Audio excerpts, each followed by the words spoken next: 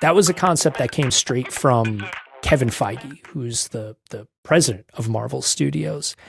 And I think there's a world where if you talked to, some of your creative colleagues, they might be like, oh, that seems like really heavy-handed. But like, no, like in the multiplex on opening night, people were like crying during the film. People were applauding during the film. And when this title sequence played, people were like clapping and hollering. And the clip that I put on my site, it's somewhere else in the world. I forget where it was captured, but there's people that look like they're like doing backflips in the movie theater while the title sequence is playing. And so again, nobody's thrilled about the kerning on the typography, but it's just, we just created an opening for what Marvel does best, which has these unbelievable characters that people deeply adore. And we just let that take front and center stage.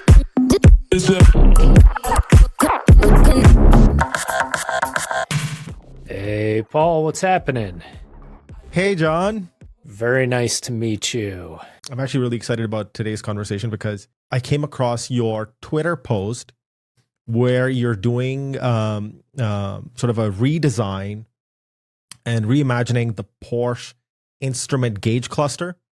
And there's a little bit of a voiceover and you're talking through your design decisions. And I was just like, I sat there and just watched the whole thing. And I was like, yes, finally somebody who gets it. But, before we go into any further, I think it'd be great for the audience, especially my audience, for you to give a short intro of who's John and why is John relevant. All right. Well, as I jump into this, Paul, just feel free to like forcibly interrupt me at any point, because I have a tendency to kind of ramble on, and you're kind of leaving the door wide open right there. All right.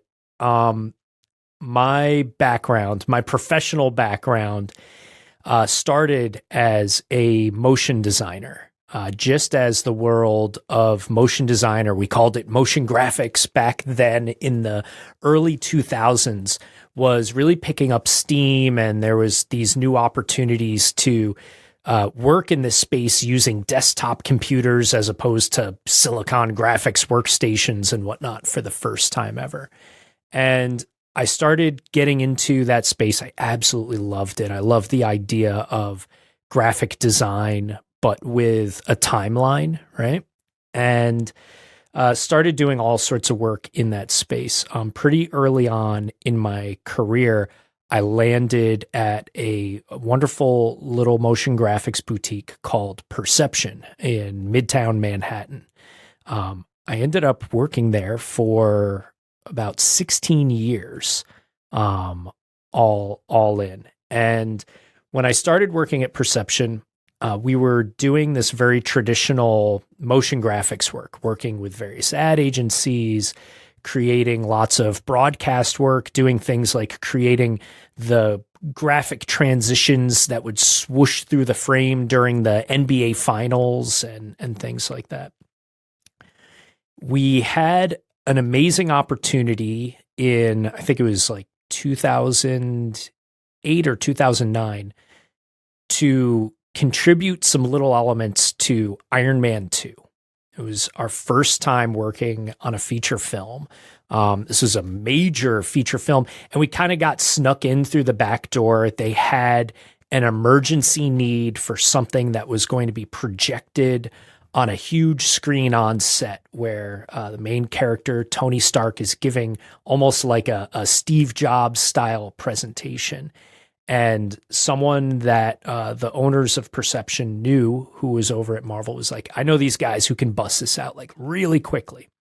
And while we were doing that, I remember we were on a call with them. We were sharing some options and some ideas with them.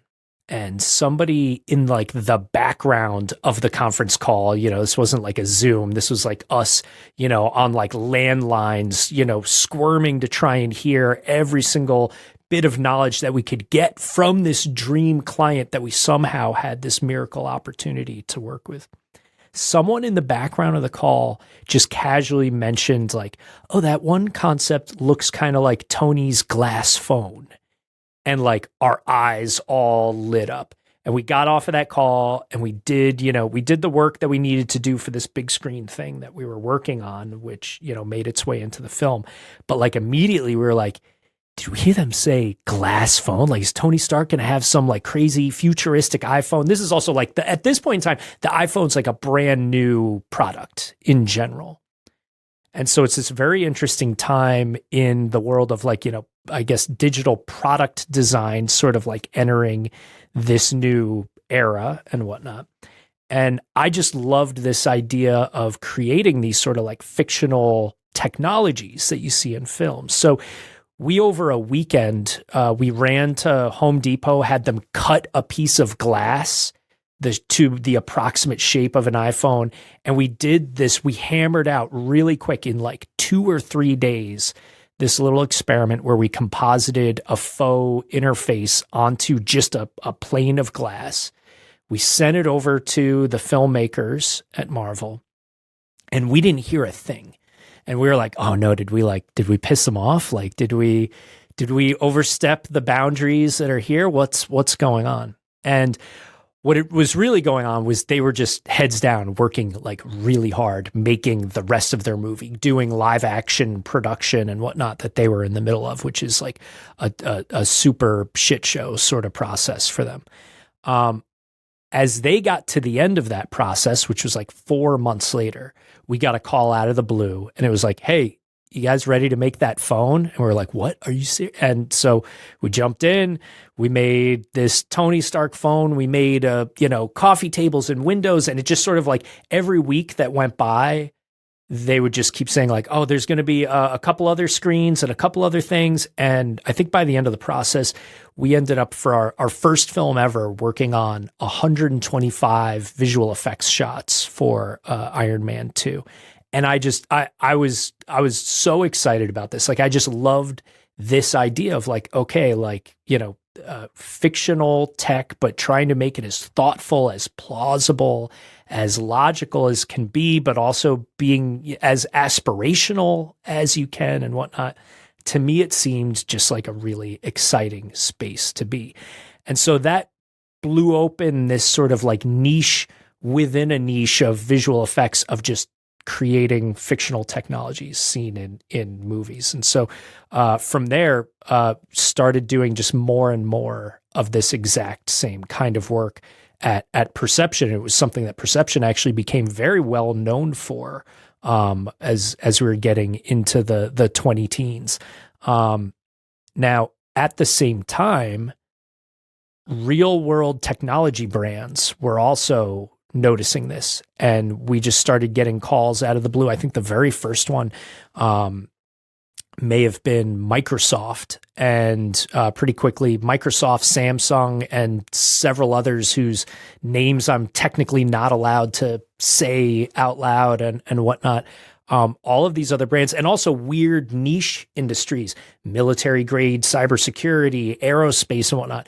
There were all of these clients that were coming out of the woodwork and effectively saying, like, how can we start to steer our next generation products towards these aspirational ideas that we see in fiction, which in some ways could almost be like an awful idea. Like, it could be a very hazardous sort of like approach to say, like, how do we bend this stuff to make it more like the things that are for pretend, right? But I took it as a enormous responsibility, and very early on, even like immediately after Iron Man 2, was diving deep into the world of user experience and human factors and all of these things. So that I could really appreciate and come to love this whole other side. Because I always meet people that are like, wow, making this fictional tech for movies, that must be the most fun thing in the world. There's no limits and whatnot. And it is, but like anything else, it can start to become repetitive to a certain extent. But I loved having this amazing opportunity to bounce back and forth between fictional technologies and real world technologies, which you can find parallels or overlaps between them, but there's also completely different muscles that you have to exercise for one or the other. And so that for me was a beautiful way of moving through this process. And it really became a cornerstone of how perception was continuing to work as perception itself was growing and expanding thanks to all of these awesome opportunities. So from there, the work continued on this journey, bouncing back and forth between these two worlds. And, at some point, I'd love to talk to you a little bit about how that also shaped the sort of like relationship and the kind of position or the place that you can put yourself when you're doing this creative collaboration with clients that can be, intense or powerful or intimidating or whatnot. But it also is just opening doors to all of these other opportunities. And I've always been a big automotive geek. My father is a racing instructor. I love anything with wheels. And we found also this way of getting into the world of HMI design, or human machine interface, which is what the automotive brands all call their interactive displays, or even the non-interactive, instrument clusters and things like that in the vehicles. And so that became a whole other like niche within a niche that I've spent a ton of time in and absolutely love. And so today I am no longer at Perception. I departed my wonderful friends and colleagues at Perception probably about a year and a half ago. And since then, I've just been focusing on ways that I can continue to elevate this sort of practice and this sort of expertise around juggling these different verticals, these spaces, while also finding that connection or staying true to some of the spirit of fiction, of science fiction, of, boundless imagination, but always trying to find the perfect way to blend that with all the constraints, all the human factors, all the things that are required to make practical, real, everyday products. So I've been spending a lot of my time bouncing between different studios and agencies, typically consulting and providing guidance as folks in particular are looking at ways that these new paradigms are all coming online. All of these new things that are kind of stretching outside of a lot of the existing skill sets that have been used in these disciplines for a while, and helping folks, wrap their heads around how we can bring that process, these disciplines or skill sets, and this just general mindset to this next generation of digital products. I wasn't kidding, Paul. I'll ramble on and on. Like you like talking, I really like enjoy listening. So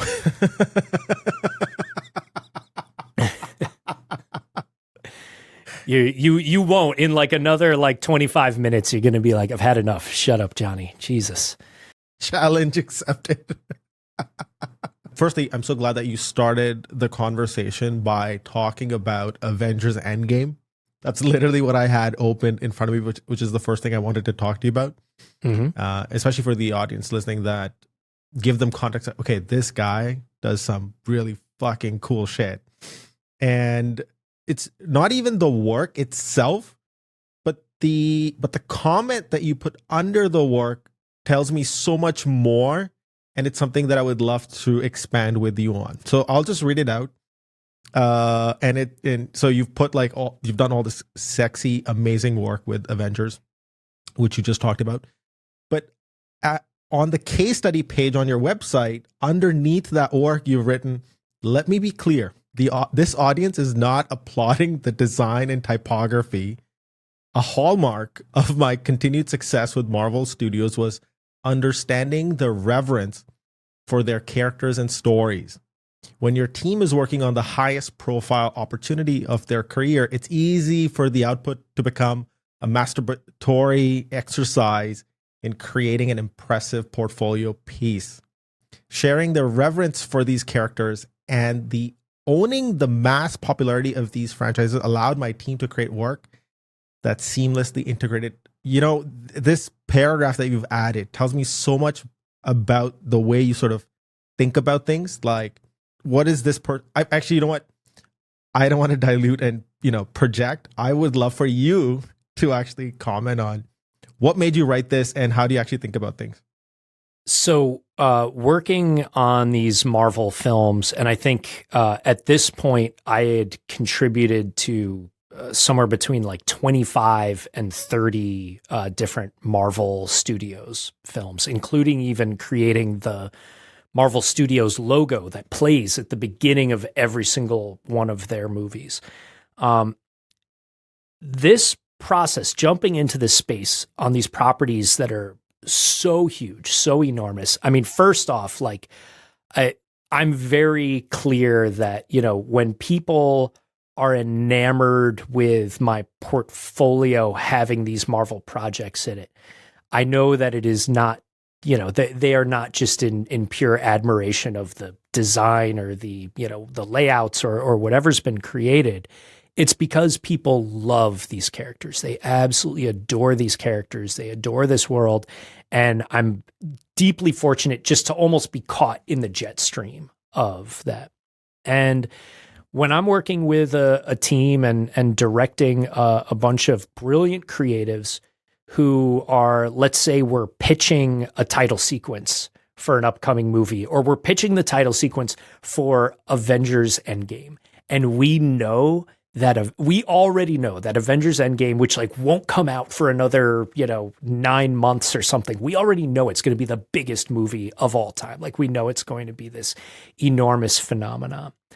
And there are instances where I will see collaborators of mine, people who are immensely experienced and really talented. I will see some people get like completely overwhelmed just by that and get almost like frozen and unable to sort of shake out of it. And so to one degree, you have to kind of remind everybody like, it's just like it's kind of just like every other job. I mean, yes, it's maybe the thing that will be seen by more people than anything else that we will ever work on in our careers, but you still have to be casual and relaxed with it as you're putting it together. But there's also, I think we all, like every creative that I know, myself included, I'm going to roll you into this too, even though I don't know you very, very well, Paul.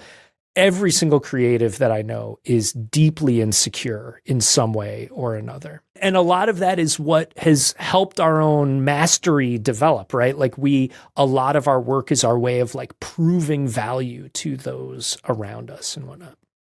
And so when you jump into one of these projects where we're pitching ideas for what could be the biggest movie ever made, like it's not unusual that I would see people either get, a little bit frozen or go too far into making, the thing that for that person and their immediate creative community around them, what would be the most groundbreaking thing, which may be like, we've got this unbelievably technically complex or maybe convoluted process that we're going to do, and everyone will know how hard it was for us to achieve this, or we will bend over backwards and we'll do this or that or whatnot.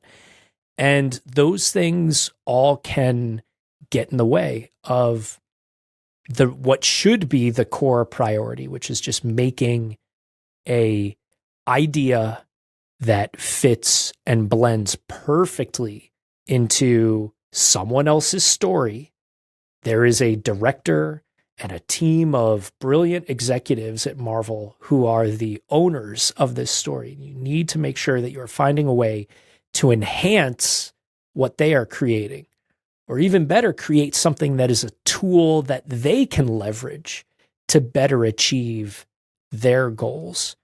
And it's something that I spend, especially at the start of these processes, I'll spend a lot of time with the team just reiterating this stuff and beating it into people. And like almost every artist when creating concepts for a title sequence. They start with something that's like really moody and intense and dark and brooding.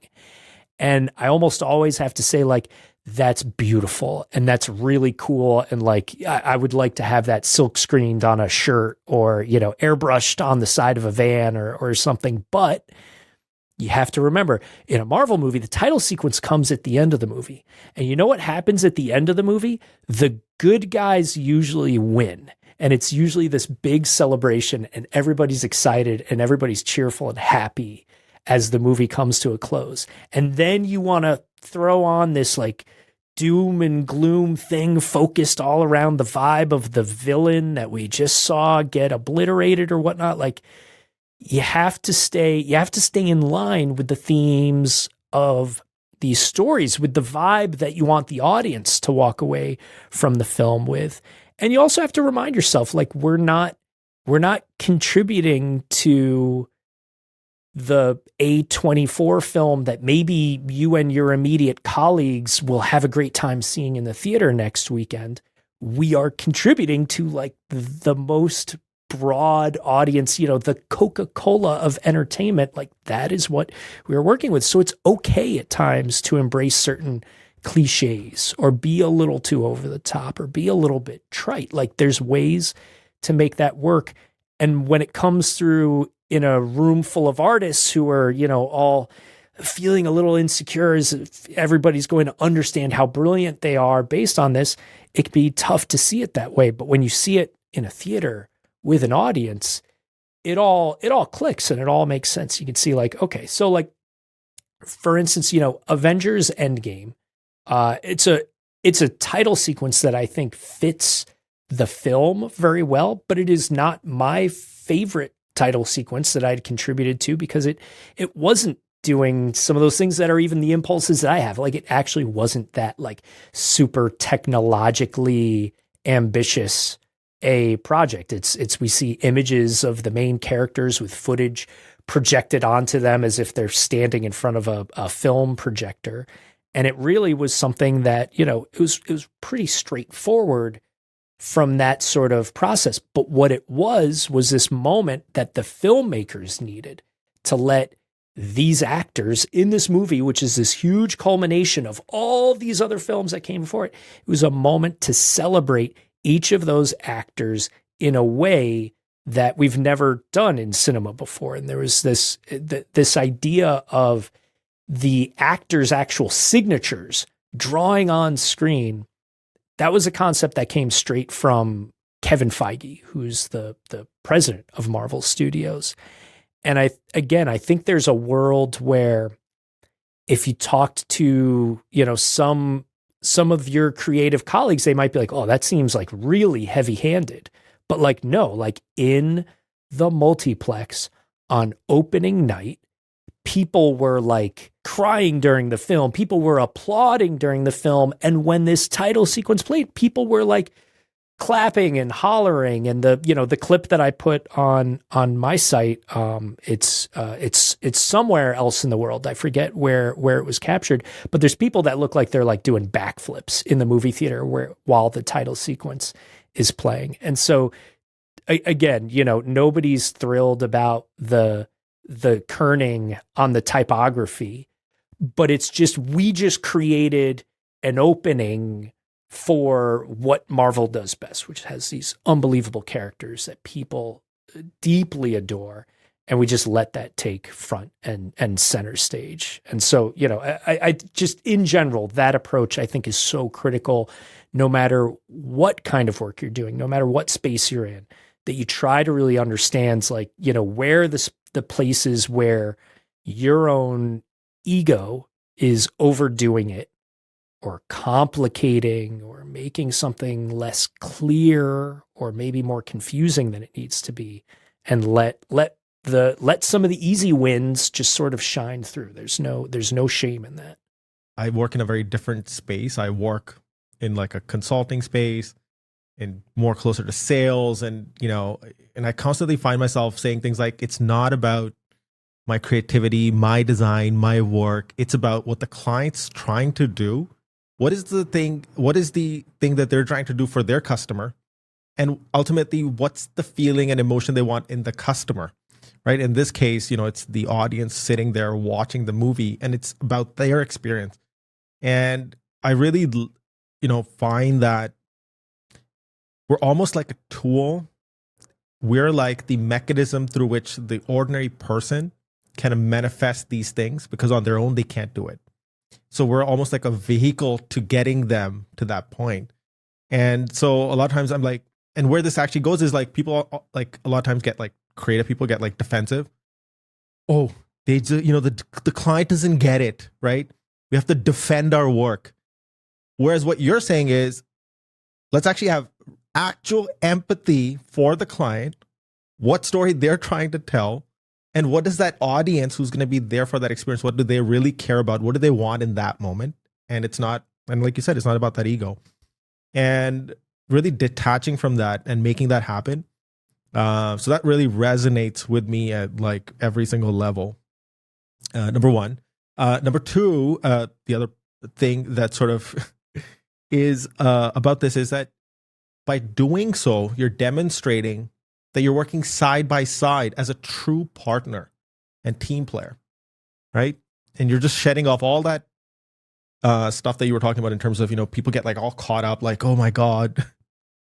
Everything that you're saying is absolutely spot on. And that notion of having true empathy towards your clients and your collaborators, it's absolutely critical. And I think it's, it took me a while before I could see it or understand it, but I try my best to tell as many of the younger creatives that I work with that they have to understand that if your client is a creative, then they are also insecure.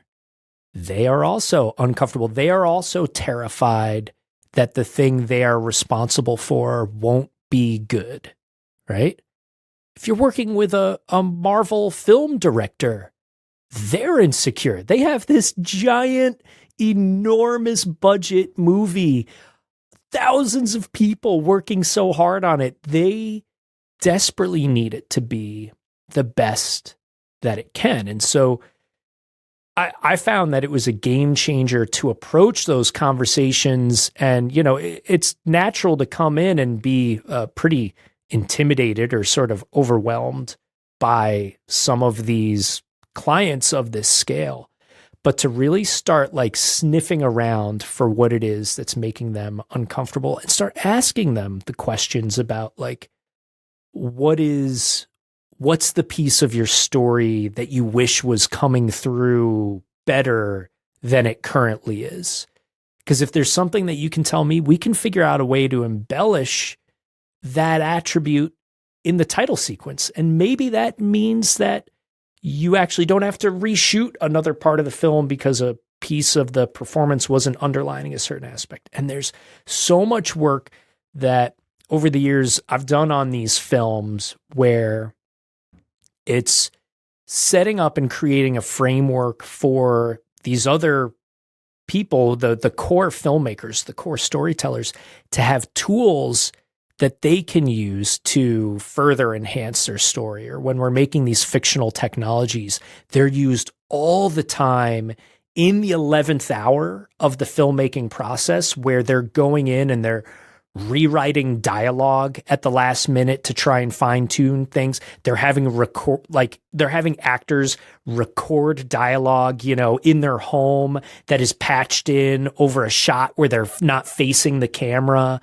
and whatnot. But we're also doing the same thing with the technology and the screens, and we're able to convey plot points and narrative through like, oh, the bad guys are here on the map, but we're here, and in between us and them is this thing and whatnot. And there's all these different things that you can do to create these tools that just give everybody a little more flexibility or make their process, as it gets really tense, just a little bit more forgiving. And being able to start at the beginning of the process by offering that stuff up, I mean, those clients fall in love with that. they appreciate that so much. They feel so much better taken care of than somebody who's saying like, here's my portfolio piece, stuff it somewhere into your movie somehow. Good luck.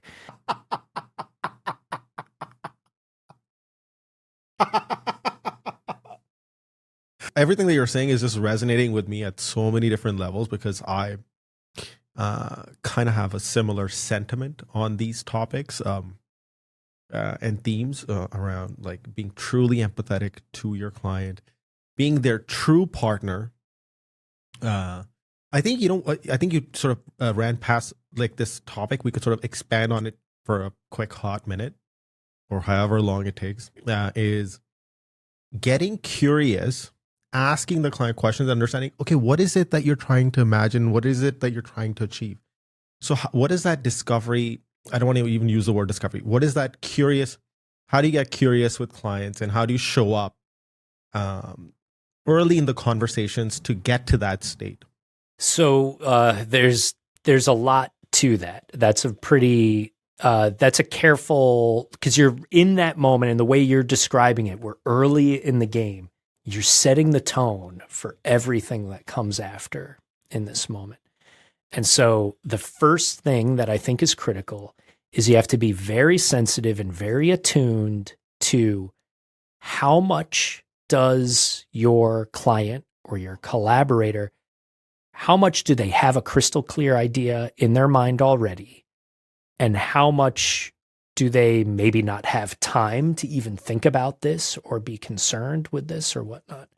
And it can work either way, but you want to understand that, and you definitely don't, the hellscape that you can create for yourself. And I think 8 or 9 out of 10 creative service providers immediately create this hellscape for their clients and for themselves by just assuming my client's the boss, they know everything, they're the brilliant mind, tell us in as much detail as possible exactly what you want us to make for you. And if I had a plumber that I had hired, and he was like, tell me exactly what you want. And I was like, fix the leak under the sink. And then he's like, but like, what gauge of pipe would you like me to use? And like was looking to me eagerly with that. And then I'd be like, hold on. I gotta watch a couple YouTube videos or read something on Wikipedia first, and then I'll get back to you with that.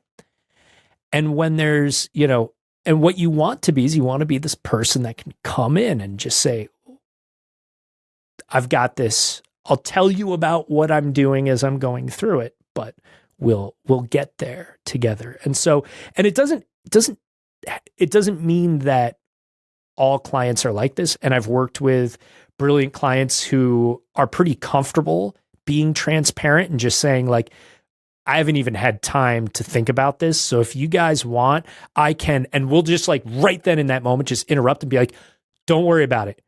We'll talk to you in a week. We'll propose a few different things and we can start the conversation from there. And you'll immediately like hear like stress, like leave their vertebrae. Like you'll see their shoulders kind of like relax, and they'll just be like, oh, thank you. That's great. That's perfect. So you mean like I can keep not thinking about this.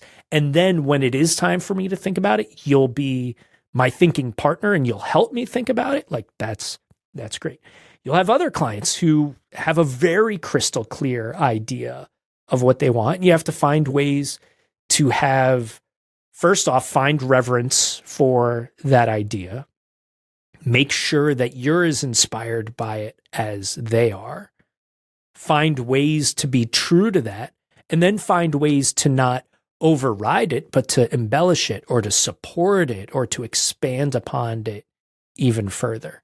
And so that's just such a critical piece of the puzzle. I can't reiterate enough. There are so many times that I'm a passenger along with another creative service provider watching what they do. And I see someone who's a very senior and experienced creative who just starts like pummeling the client with like, tell us exactly what you want us to make for you. And it's brutal. And when you're working at really high levels, you're not just working for like an art director or a creative director sort of person at a agency or at another firm or at a brand.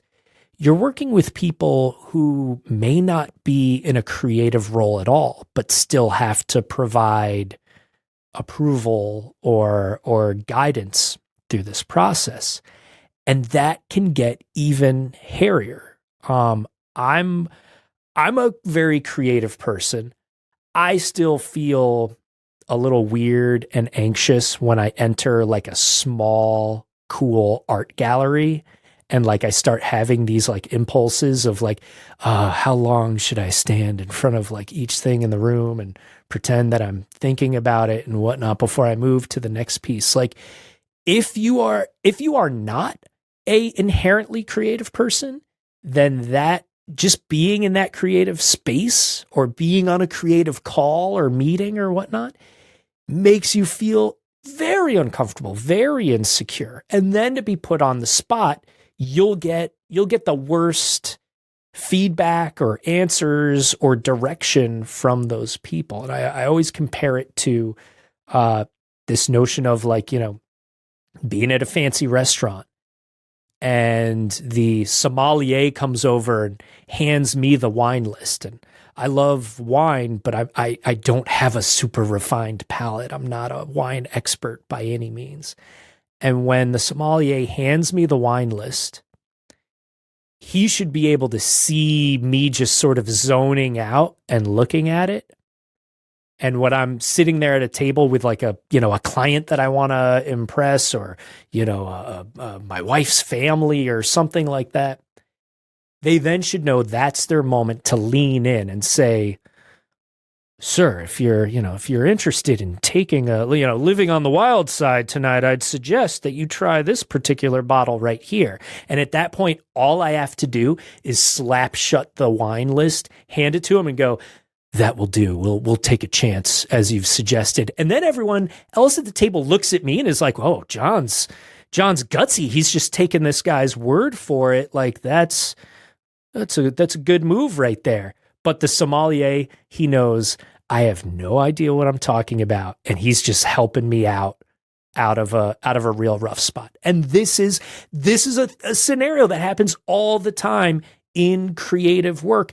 And we typically on the service providing side are so enamored with our clients or feel so indebted to them that we're blind to be able to recognize that like they may not want to go into that detail, or they may not know as much about this, or it may not be their job to know as much about this.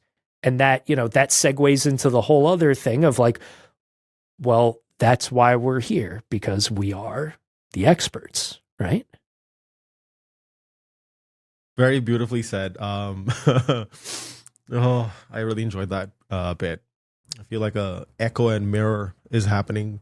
I've loved a lot of your content that I've seen recently, and again, it's all the things that we've talked about so far. But I really appreciate that you're coming at all of this through that perspective of these soft sciences of how we deliver a service or an expertise to our clients, and how much of that is based on just like really, moving yourself out of the equation, getting around all these other things that I think somehow we're all inherently being taught to do the wrong things. Like I'm surprised that this isn't more integral into, creative education or even creative businesses where I think most people kind of learn the ropes of what it is that we do. But yeah, I feel very aligned with a lot of the messages that I've seen you sharing. So it's exciting to riff on this stuff with you, Paul. Yeah. So if I was to, based on kind of what you were saying earlier, is you're essentially alluding to, meeting first the client where they are, the company that you're engaging with, meeting them where they are at in terms of their maturity level, in terms of, are they creative? Are they more EQ heavy, IQ heavy? And then meeting that person that you're going to be engaging with one-on-one, meeting them where they are. So it's like you're the big, and then you double click into the team. And then what is the thing that they're trying to achieve? Is there like, if you get like really into the weeds of like the nuances of like, is this going to depend on their promotion? Like how much money is writing? Would they get fired if they fuck this up? Right. So if you're really dialing into like, okay, who is this person? And then, at the level that you operate at and what you've echoed is going into that room, if other people feel creative and you're like, no, these are your ideas. I'm just helping you bring them out of you. And I'm just going to give them, like manifest them for you. But these are your ideas. Those clients will love you and never leave you because you never make it about you. You're like, I'm just the boring guy. These are your ideas. I'm just the facilitator, the mechanism between what you're imagining and how that becomes reality. Absolutely. I think that's what you were kind of alluding. That's kind of how I interpret that. That's also kind of how I think about things, is that it's not about me, not about my work.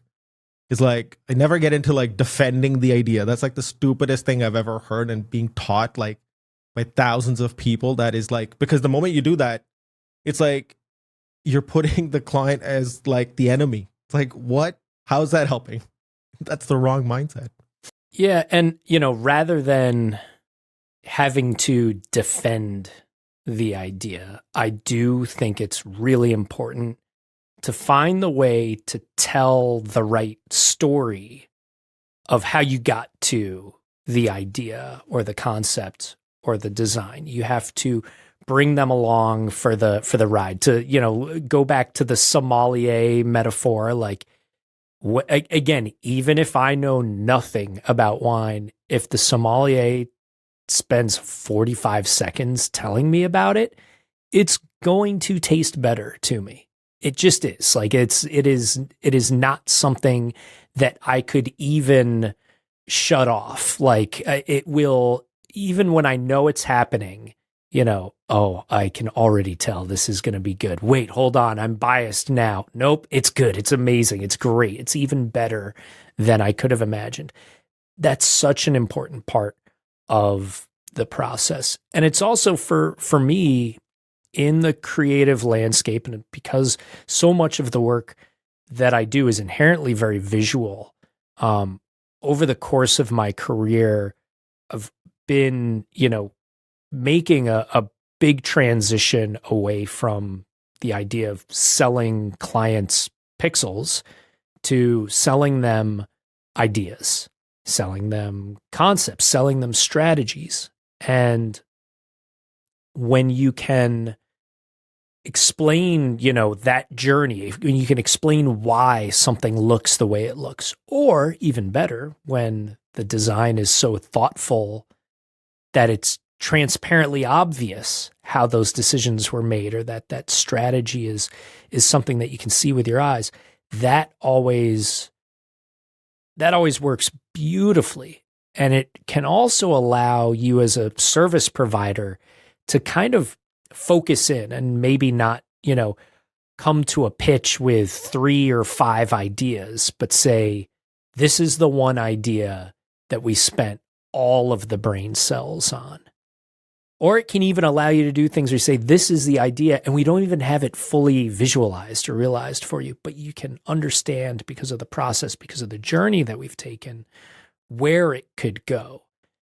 And to me, that's such a powerful tool in the process. And I do think there's just a whole art to communicating creative. And that could be, if you're, pitching or selling an idea, or even just, presenting and discussing your work. And there's absolutely a world where that can like turn into kind of like art school critique bullshitting that is, was made up moments before you started speaking and kind of goes nowhere and doesn't really help or support anything.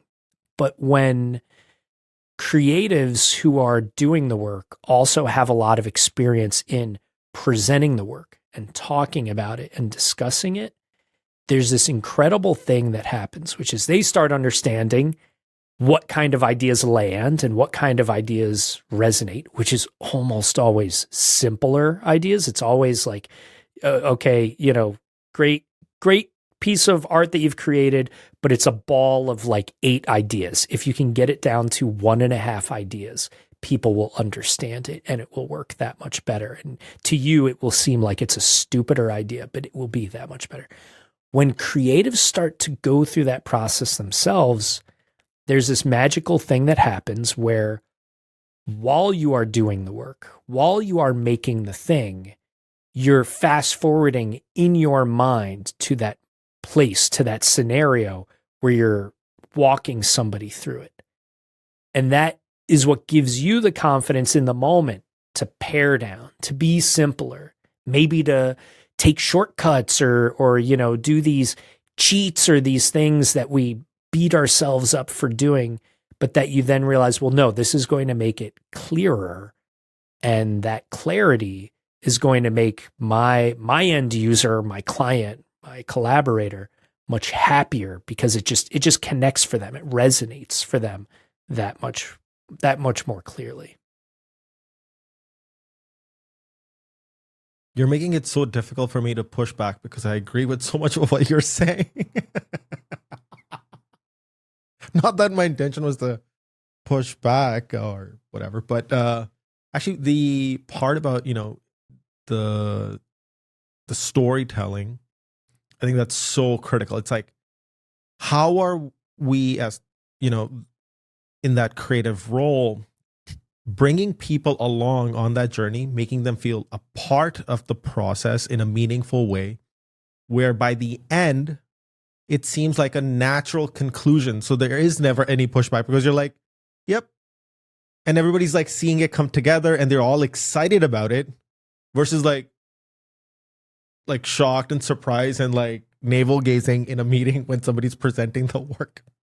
Well, so this, I'm like beating a dead horse here, but my favorite example of this that I've experienced in my career, and probably one of my favorite projects that I've ever contributed to, was Black Panther. On the film Black Panther, my team at Perception were brought aboard about 18 months before the film had come out. They were still fine-tuning the script. They hadn't begun filming anything. And the filmmakers started by asking my team and I to basically give them like a little bit of like a rundown on just like what sort of technologies are in the world that could be maybe applicable to their story.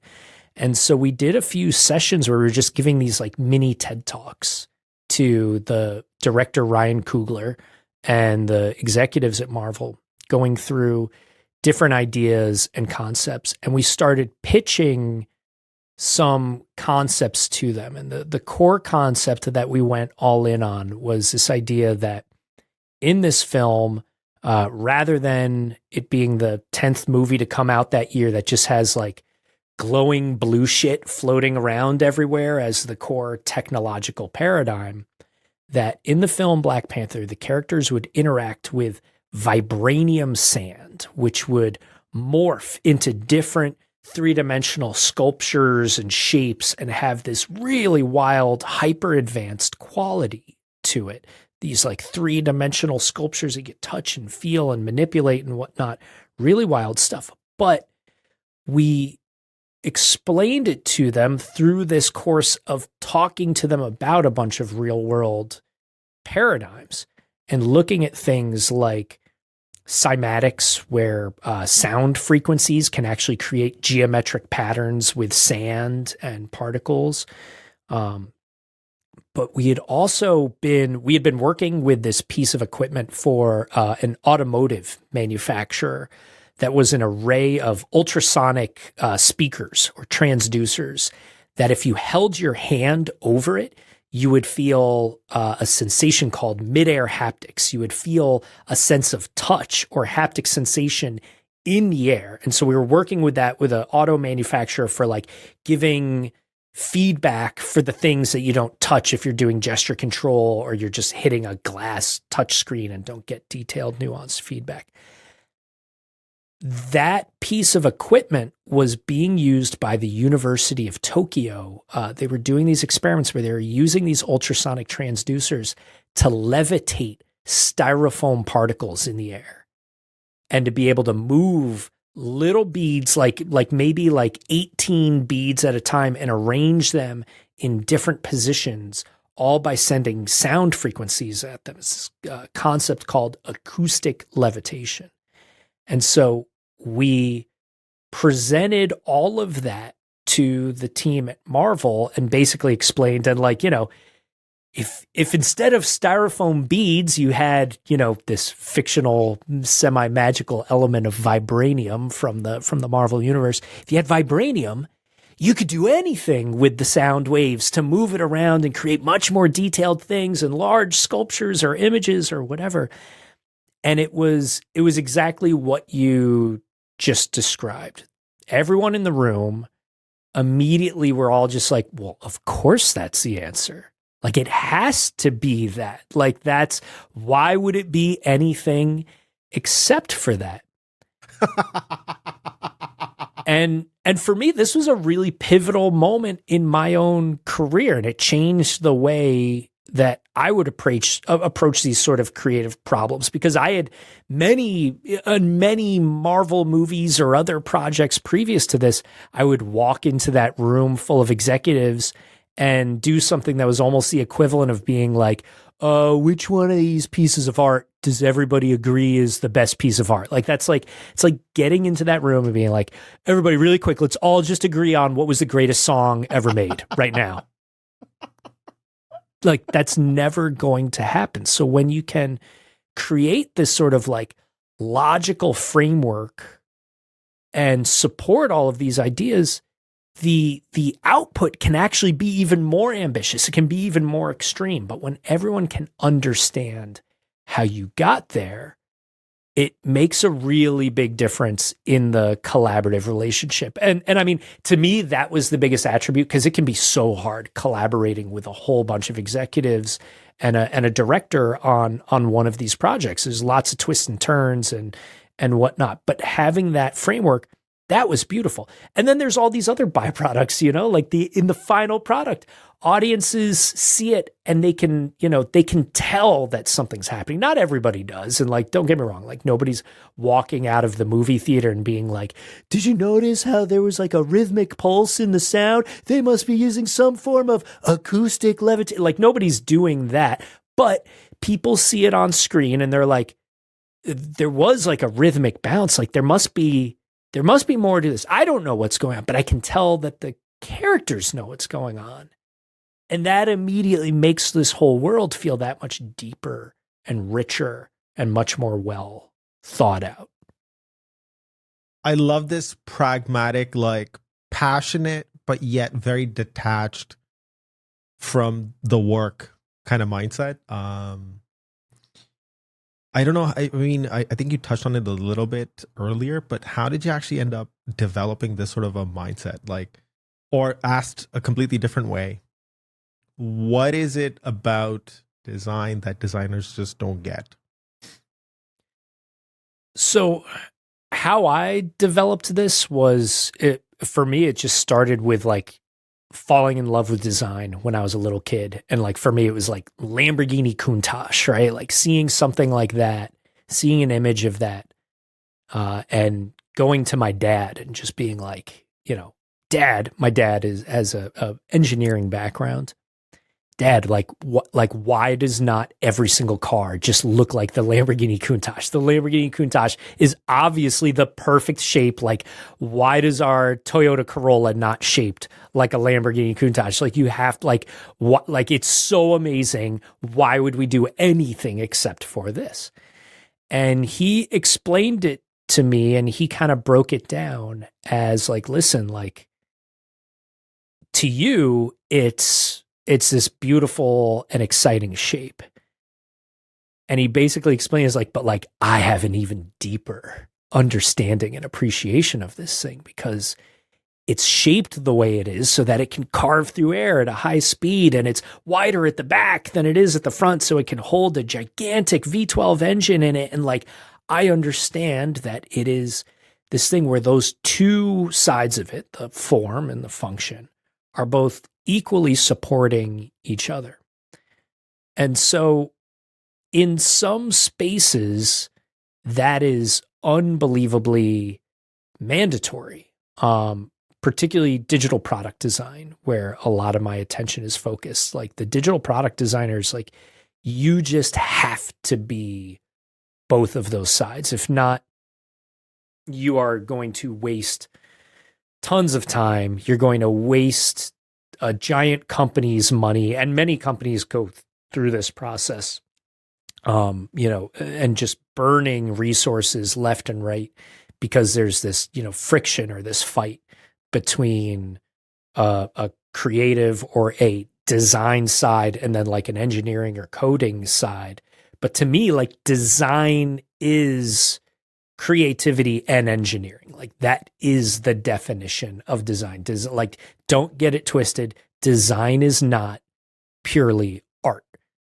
It is, a lot of it should be engineering. And so even though the kinds of things we make get so complex that typically there's not one person who can do all of the design and all of the engineering for something, you just have to be extraordinarily empathetic towards your engineering counterparts, towards the other people that are on this journey with you. You have to not just like be a good partner to them, but you have to really understand what they care about and what's important to them and what gets them excited about the thing that they are building, and find ways to weave all of that together the best that you can. And for me, it was honestly heartbreaking getting into the automotive space that I've always just had a tremendous affinity for.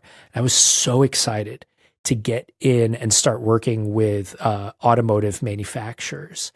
And as soon as I did, it was almost immediately gut-wrenching to see that and I've worked with many of them at this point, and almost every single one of them is like, it's design versus engineering.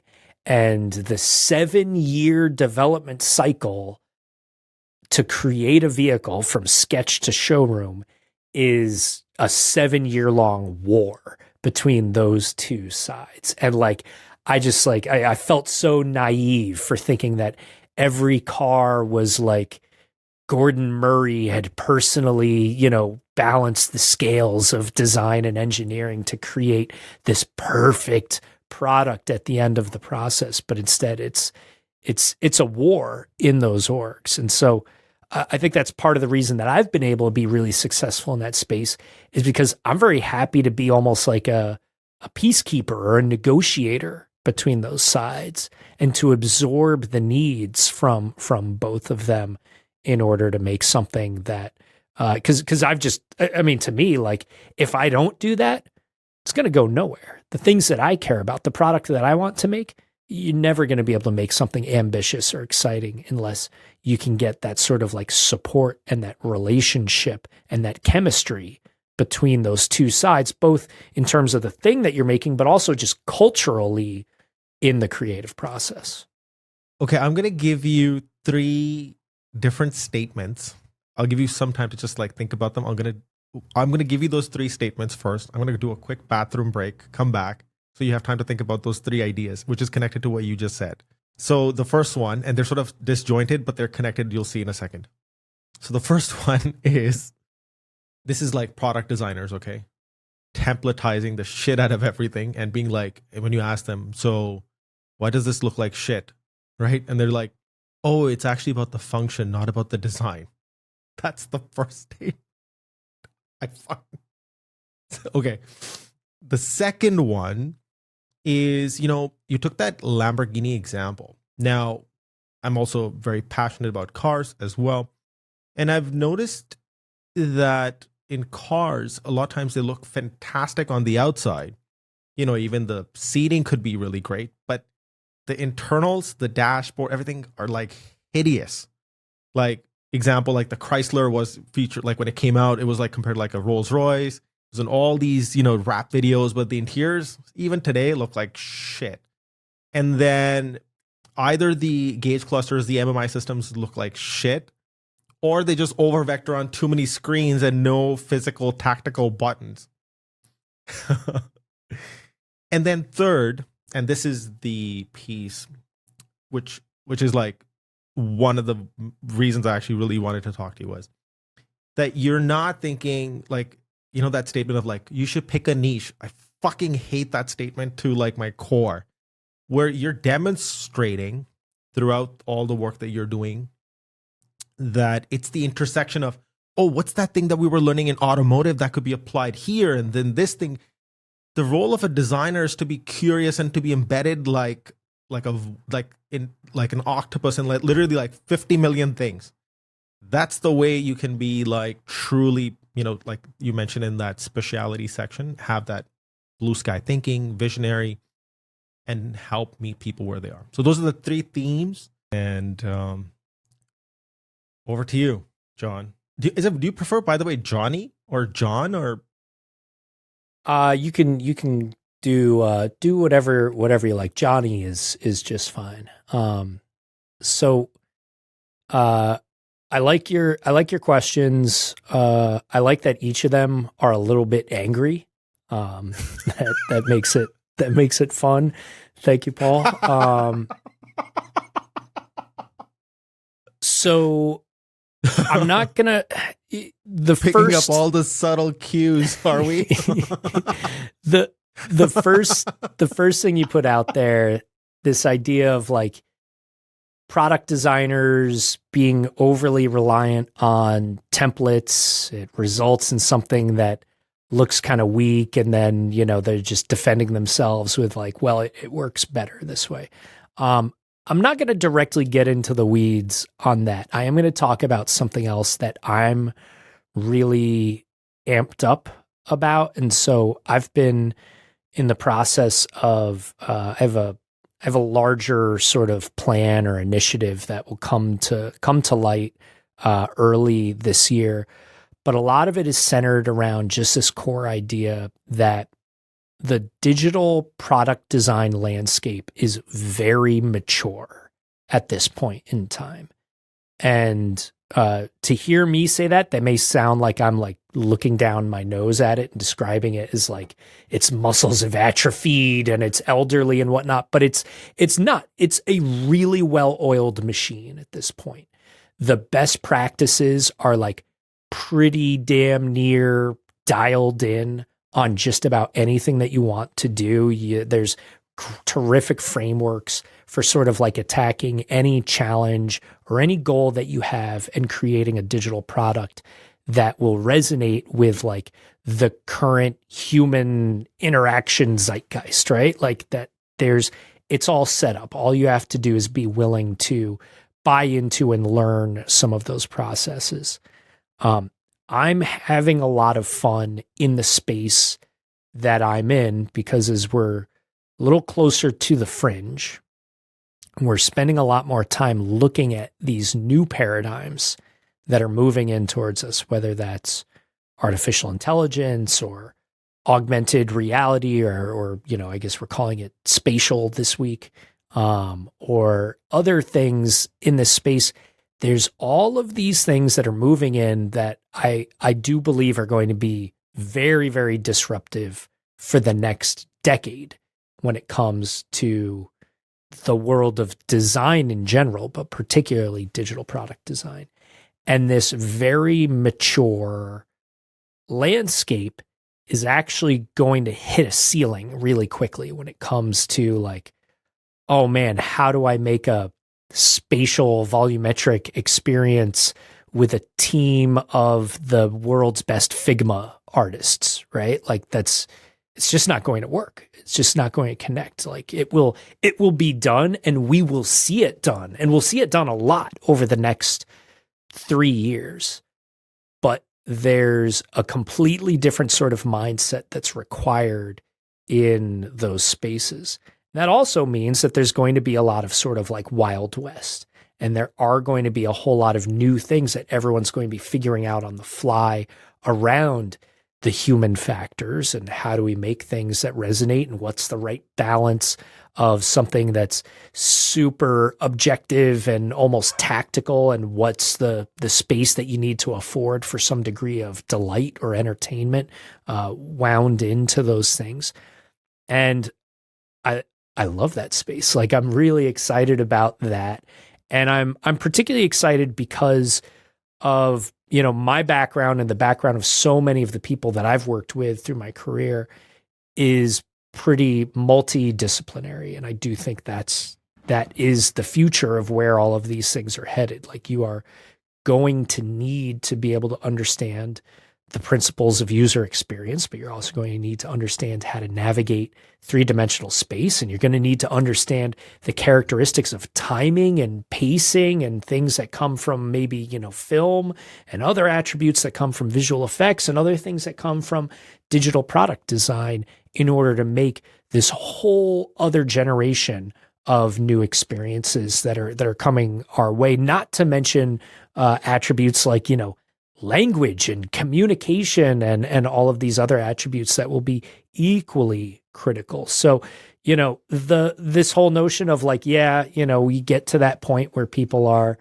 over templatizing or relying too much on the best practices. Like, I'm not upset about it because it's also just sort of like, to me, it's a very natural course. And it means that there's some things that, and I'm not saying like, oh, in 6 months, you know, we won't be designing rounded rectangles on our phones and whatnot.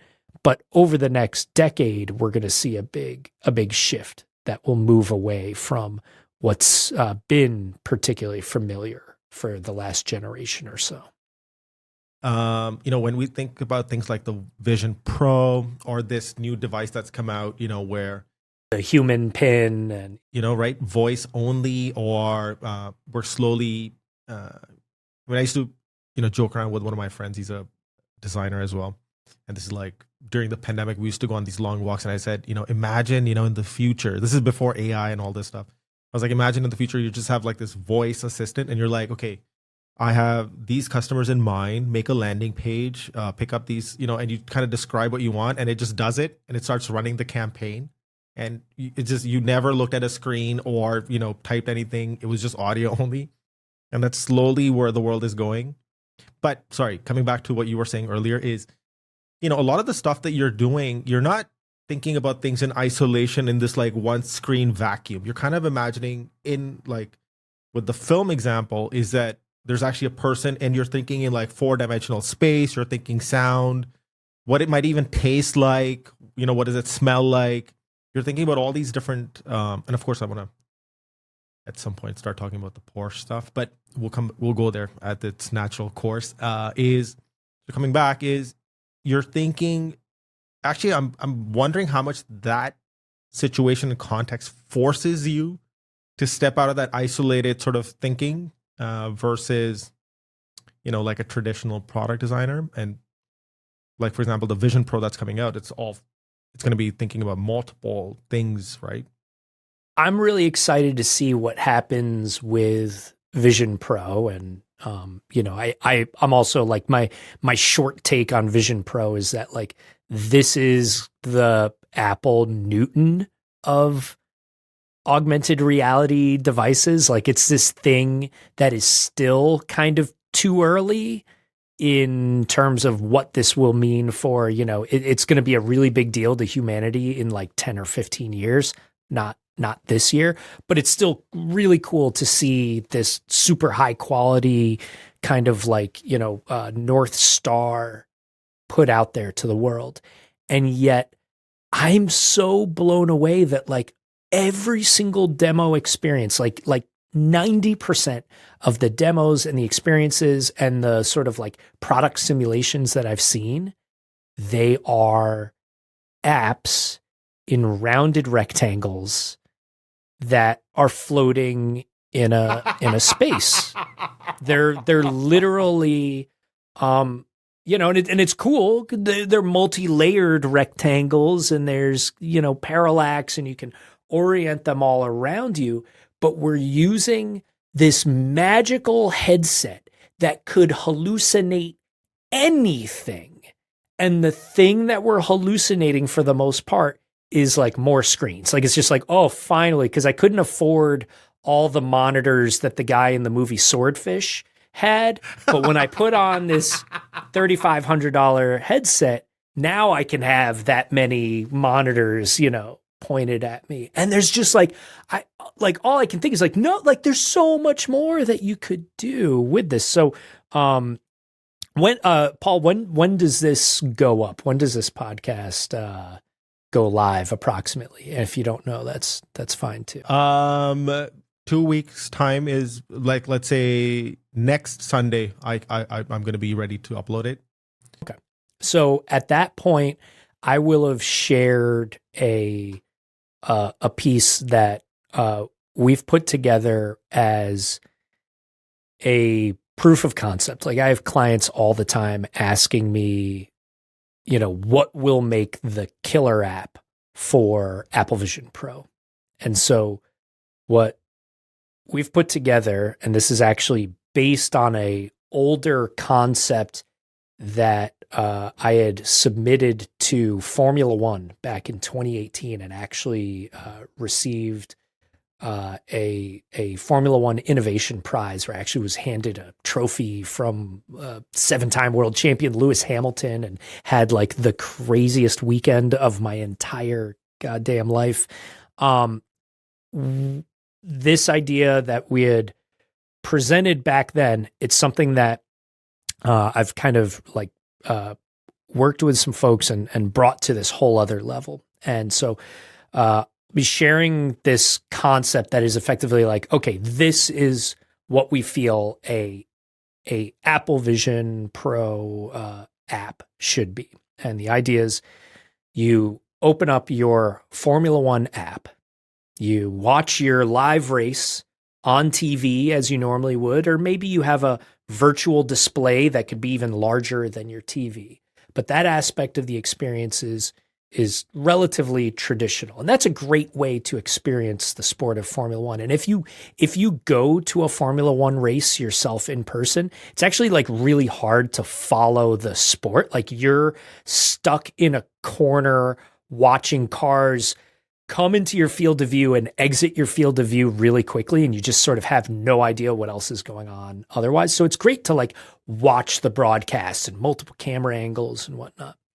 And so with Apple Vision Pro, like you can open up other windows, you can have other screens and see, individual drivers' points of view and things like that. But even that stuff you can kind of do today on your screens. But because you would have an awareness of the physical space that you're in, and we also just inherently have an awareness of the larger geography of where the race is and where it's happening, we can just project onto your coffee table, think of like an architectural model of the racetrack where the race is happening. And you can look down and have this God's eye view of the race in real time. And Formula One for years has had live telemetry data that is unbelievably detailed for every single car. I mean, they know at all times, all 20 cars on track, they know where every 4 tire is in relation to the edges of the racetrack. They know the exact amount of steering angle and throttle input that's being applied. They have all of that.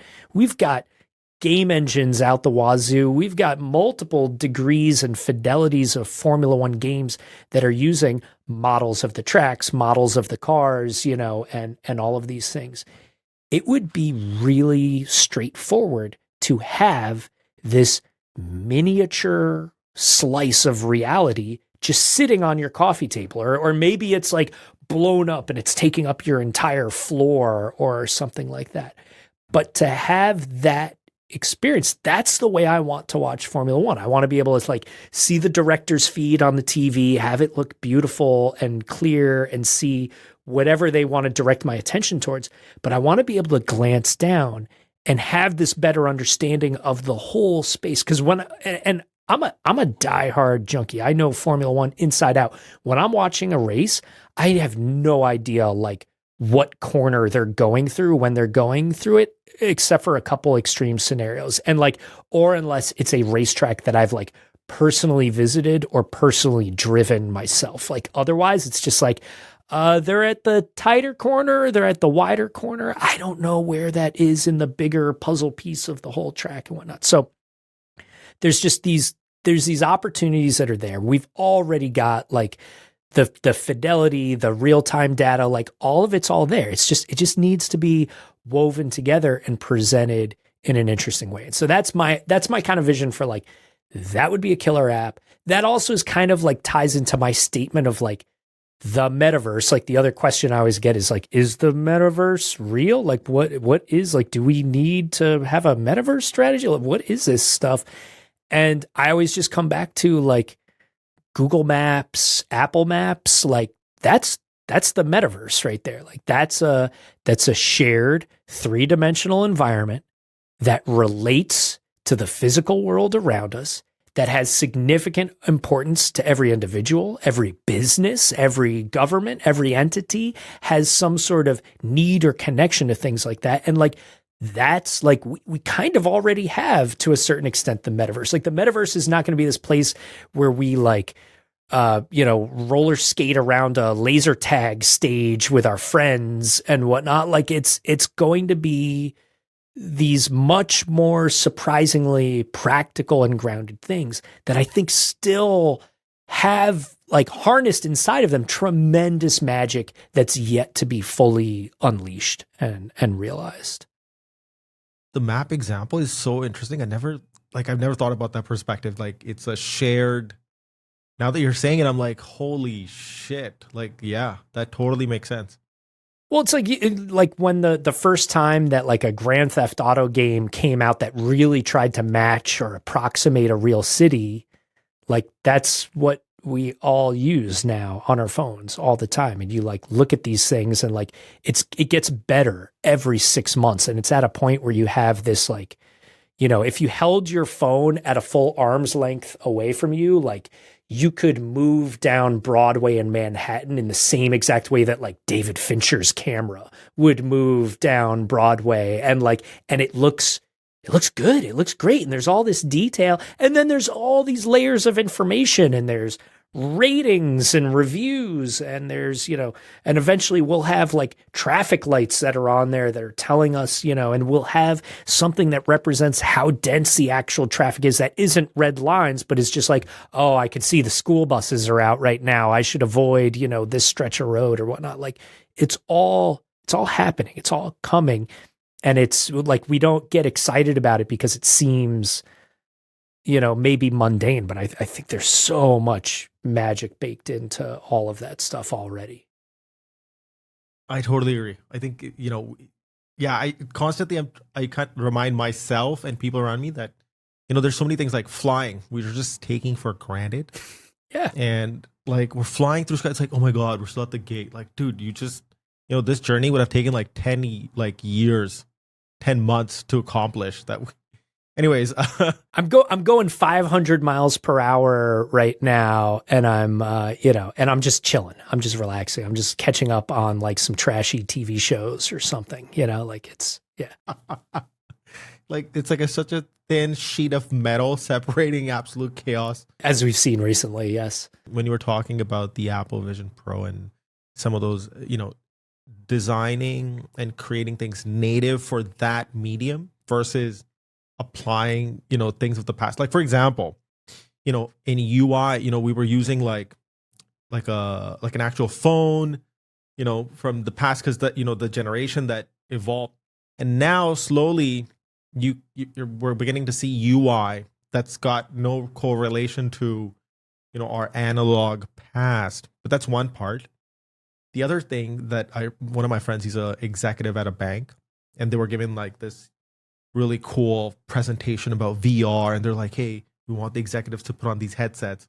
So they put them on, and then they're like, yeah, you can walk through like this futuristic building, and you're going into this conference room, and there's a PowerPoint being projected.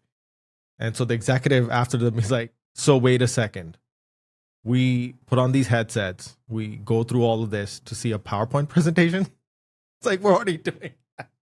Yeah, I mean, I saw there's somebody has this really sophisticated, hyper complex VR shopping experience, and it's literally set up as though you like navigate the aisles of a virtual store, but the shelves could go as high as you could ever imagine, and like all of these things. And I just think like just just flicking through Instacart is significantly easier than like trying to turn grocery shopping into Quake. You know, like I just I can't. It boggles my mind how easily people just I think again, and this ties into this is some way directly connected to that idea of there's a bunch of creative people that want to flex and make sure that everybody knows how talented they are, and they're just losing sight of the real mission at hand. All right, so your second angry question was why are car interiors and experience getting shittier? Why do these screens look like shit? That's a pretty complex hairball. The short version of it is that, you know, making any kind of digital experience that's important is really complicated. It takes a huge amount of effort. It takes like, you know, the most brilliant minds in tech and creativity to make good experiences. And in the context of a vehicle, it needs to be an experience that you could like use effortlessly while dribbling a basketball with your left hand. Like it needs to be something that, unlike other experiences, which often are designed to be sticky, it needs to be the exact opposite. It needs to be something that you engage with as little as possible, that you do not have to put your eyes on. I have a lot of really strong feelings about everything happening in automotive tech. I do think that touch screens are not just like inelegant, but they're full on deeply dangerous to use. And it's astounding to me that pretty much every state in the United States has laws against using your cell phone while you are driving. Like you get some pretty serious, like it's like half a step down from driving while intoxicated, but you get hit pretty hard if a cop catches you using your device.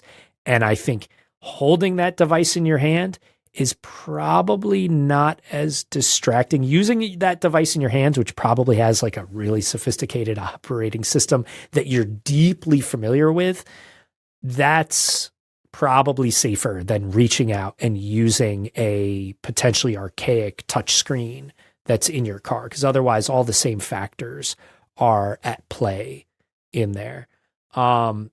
And it's rough. It's miserable. There's a whole lot of other things that roll into why tech in cars is so bad.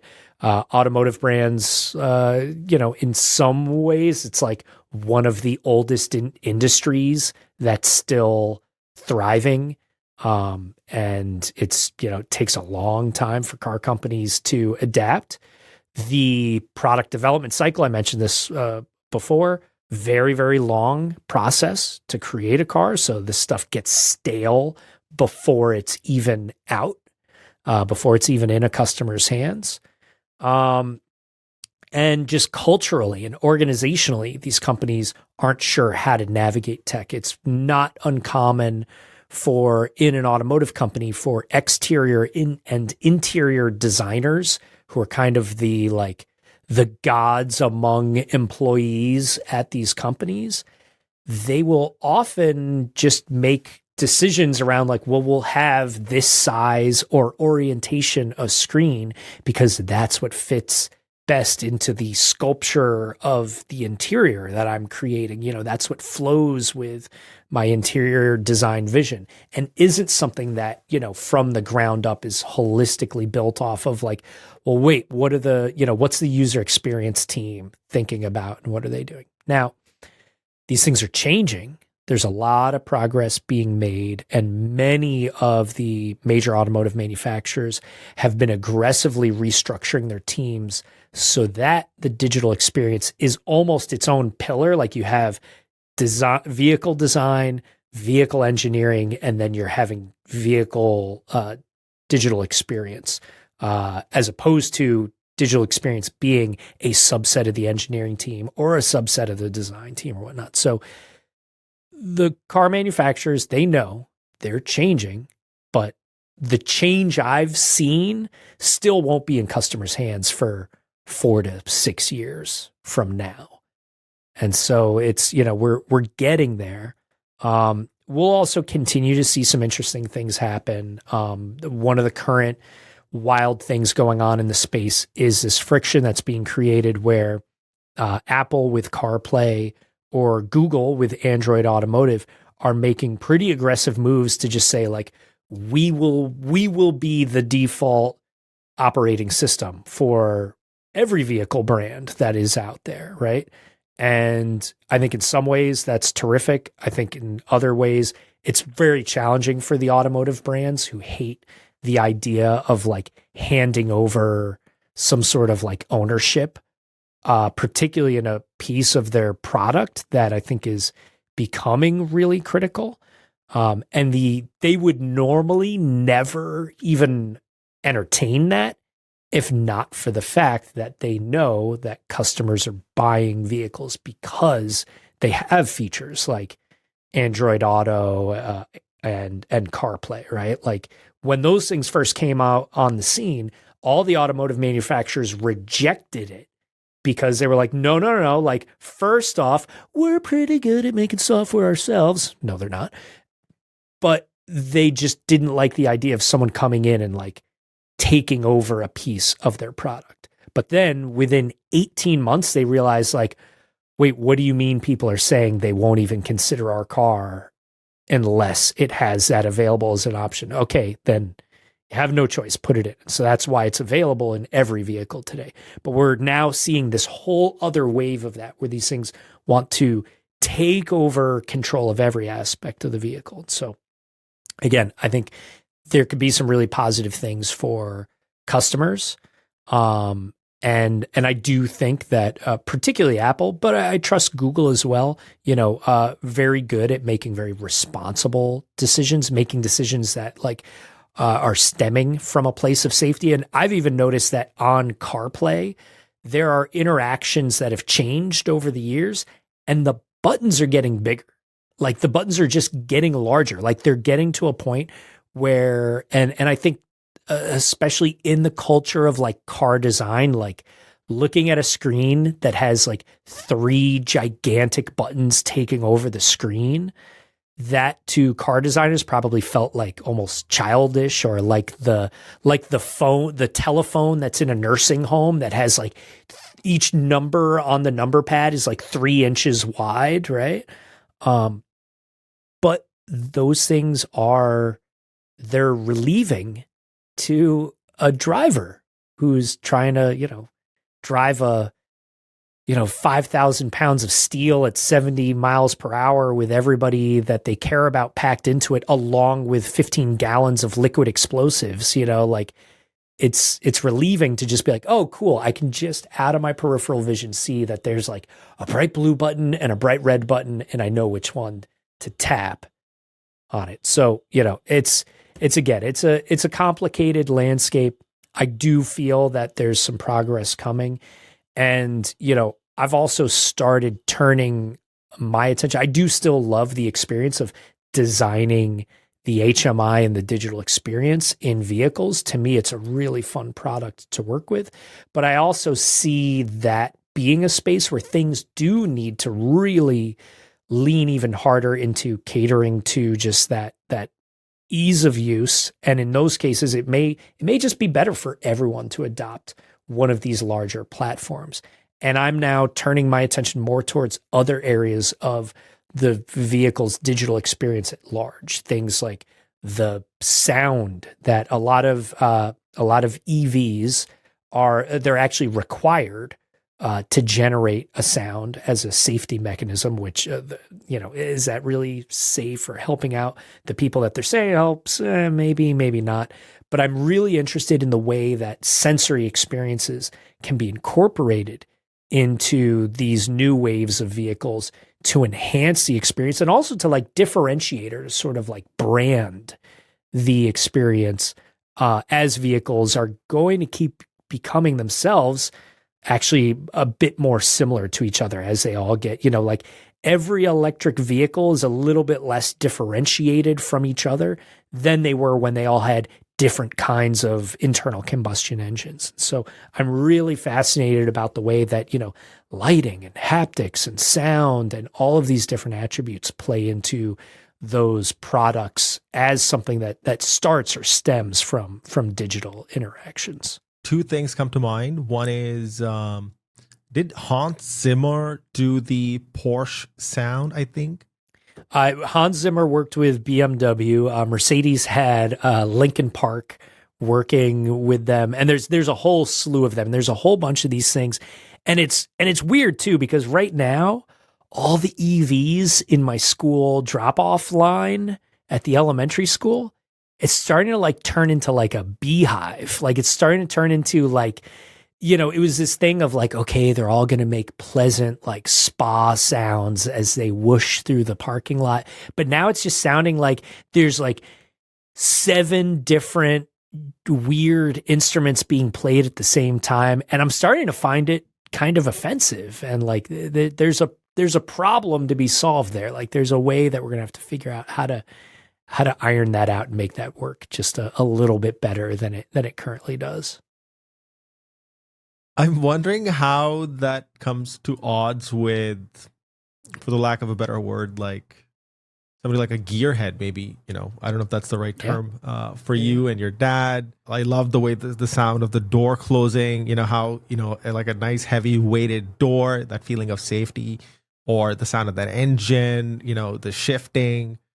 And I think the generation that just passed, maybe like, where there was like a healthy balance of digital screens and stuff, but enough tactical, haptic buttons, hard buttons.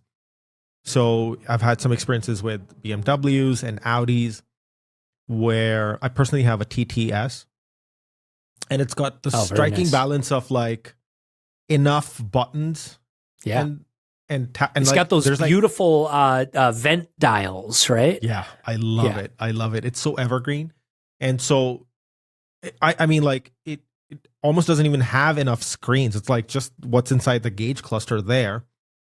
But it's enough screen and digital, but it's got enough tactical haptic.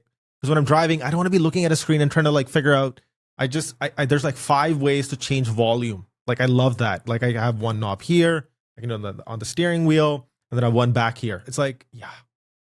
Like, when I'm driving, I don't want to be like looking at, like, some of the Mercedes-Benz that are coming out. They've got so many screens, and the reflection on it just, oh my God. I do feel like I have an almost unfair advantage on some of these initiatives because I've done a whole bunch of these like sonic feedback within the vehicle for several brands, many of them being like performance-oriented brands, cars and motorcycles, and looking at the way that, like, yes, when you have an electric silent vehicle, you then are missing this thing that previously was a very emotional attribute of the experience. And I'm obsessed with, well, first off, just this notion of getting into these conversations with these teams where is gearheads, and some of them are like being dragged kicking and screaming to making an electric vehicle, and so they're just like, well, whatever it is, it's got to be loud, and I'm there to be this sort of arbiter of like, yes, like we'll find a way to cover that, but we also have to make sure that we're not just creating something that has like a noise pollution button on it. Like, we can't, like, that's also extremely lame. You think a silent EV is lame? Well, just, the only thing lamer than that would be driving around blasting an MP3 of engine noises out your windows, right? Like, that's also super, super corny. And trying to find a balance. And for me, how do you do it? You do it the same way you approach a project like Black Panther. Like, you find purpose, you find a function, you find a new way that this feedback is going to tie into the experience of a vehicle as a whole. You find a way to say, like, we're actually going to invent a new kind of gauge that you only hear and you don't have to look at, and it mixes, and it uses the stereo or the surround sound mix of the speakers to tell you which corner of the vehicle is putting down the most torque and whatnot. Like there's all these different things that you can do. And then from there, like, I know that the sound designers that I'm working with are going to make something that's cool and interesting, and that's very difficult work, but they're awesome at it and they can make that happen. But it has to stem from some other sort of like advantage or function that you're giving to the customer first and foremost. So earlier in the conversation, you had mentioned that there's some stuff that you're working on, and it's going to come out a couple of years, and I don't know how much you can talk about it, NDAs, blah, blah, blah, but is there anything that you could reveal to us about what's to come or what to even imagine? So I'm going to stay in murky NDA zone. There's a really fun film that I've been working with some incredible filmmakers on, a film that is almost at the like center of my obsessions of, technology, science fiction, and also automobiles. So that's going to be really fun.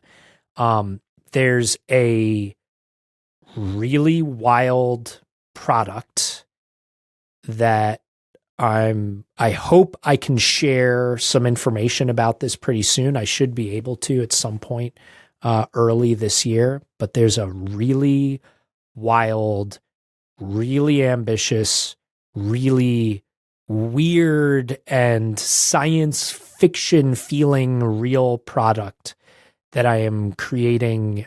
We're technically calling it the HMI, the human machine experience, but it probably almost needs a different kind of name invented for it.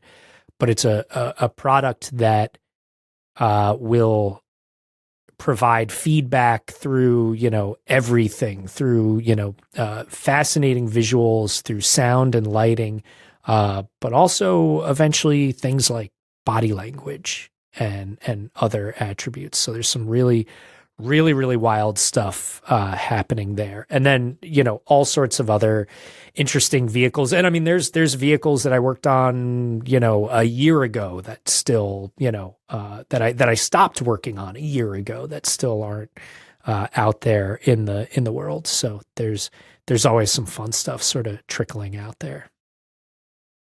So having said that, totally get, the NDA stuff. So the stuff that's already out there in the wild, is that some stuff that you could talk about more easily?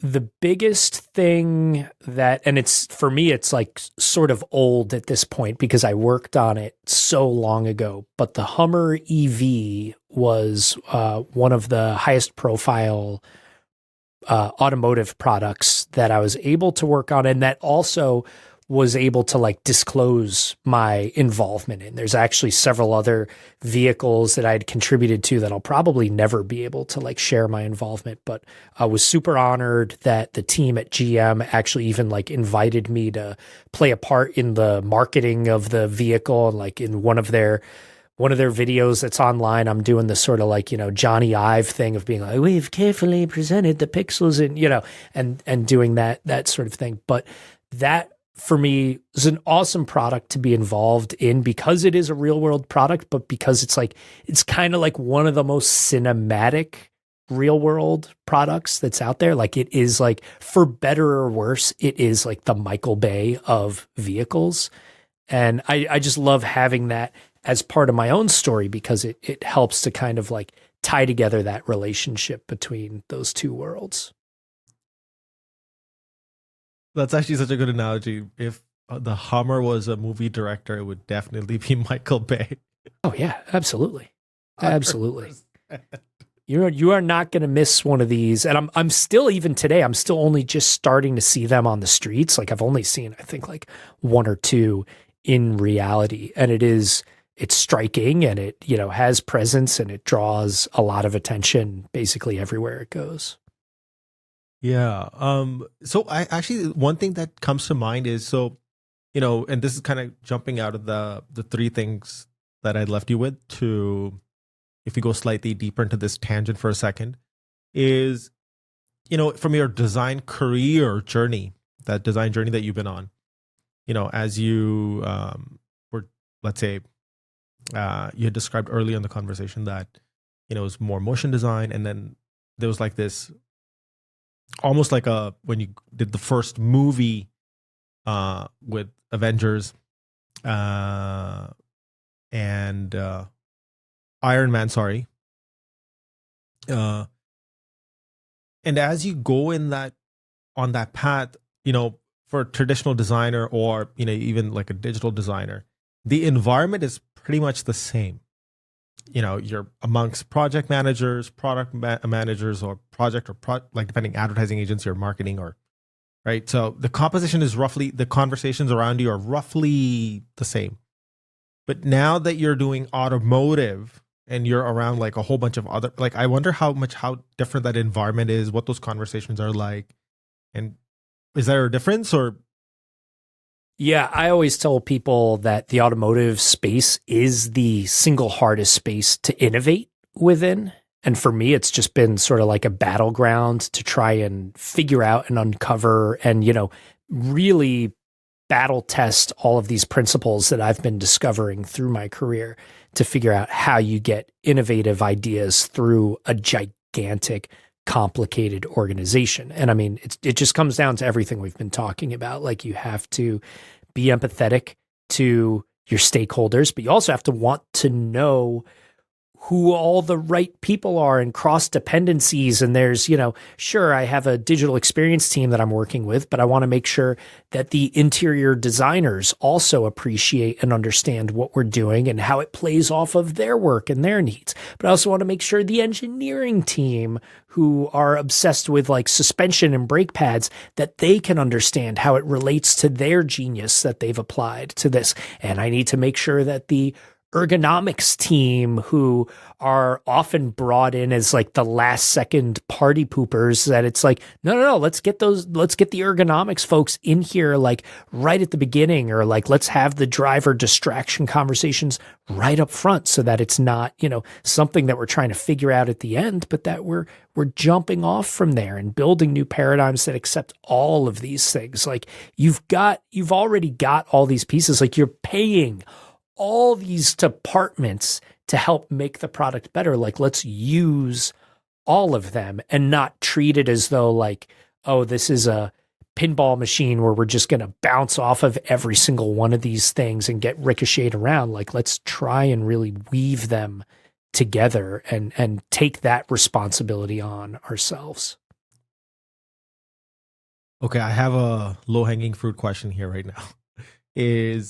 Could you recall any one feature or instance or something that you helped get past? Maybe it's not even necessarily your idea, but that's, you're allowed to talk about. So yeah, I've got a specific example that always stands out for me. When we were working on the Hummer EV, we were creating an endless number of these different like widgets or visualizations that would help the customer understand the functions and capabilities of the vehicle. One of the things that we were tinkering with, being that it's an off-road vehicle, can do some really insane stuff off-road.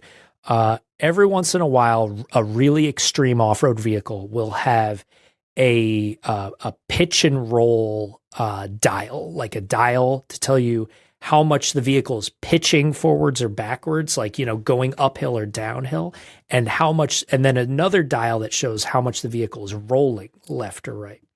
And so immediately when we looked at that on the sort of menu of things to explore, it was a pretty easy choice for us to make. And just given the people that I'm surrounded with in my creative circle, to be like, oh, cool. Well, rather than it being a pitch dial and a roll dial, let's mix them together and make a spherical gyroscope. that shows both of those things. We can create, like a spherical, a sphere that the vehicle is contained within. You can see a 3D model of the vehicle, and you can really understand better how it's rocking or rolling. We can find ways to exaggerate the tilting figures and things like that so that it reads and it communicates.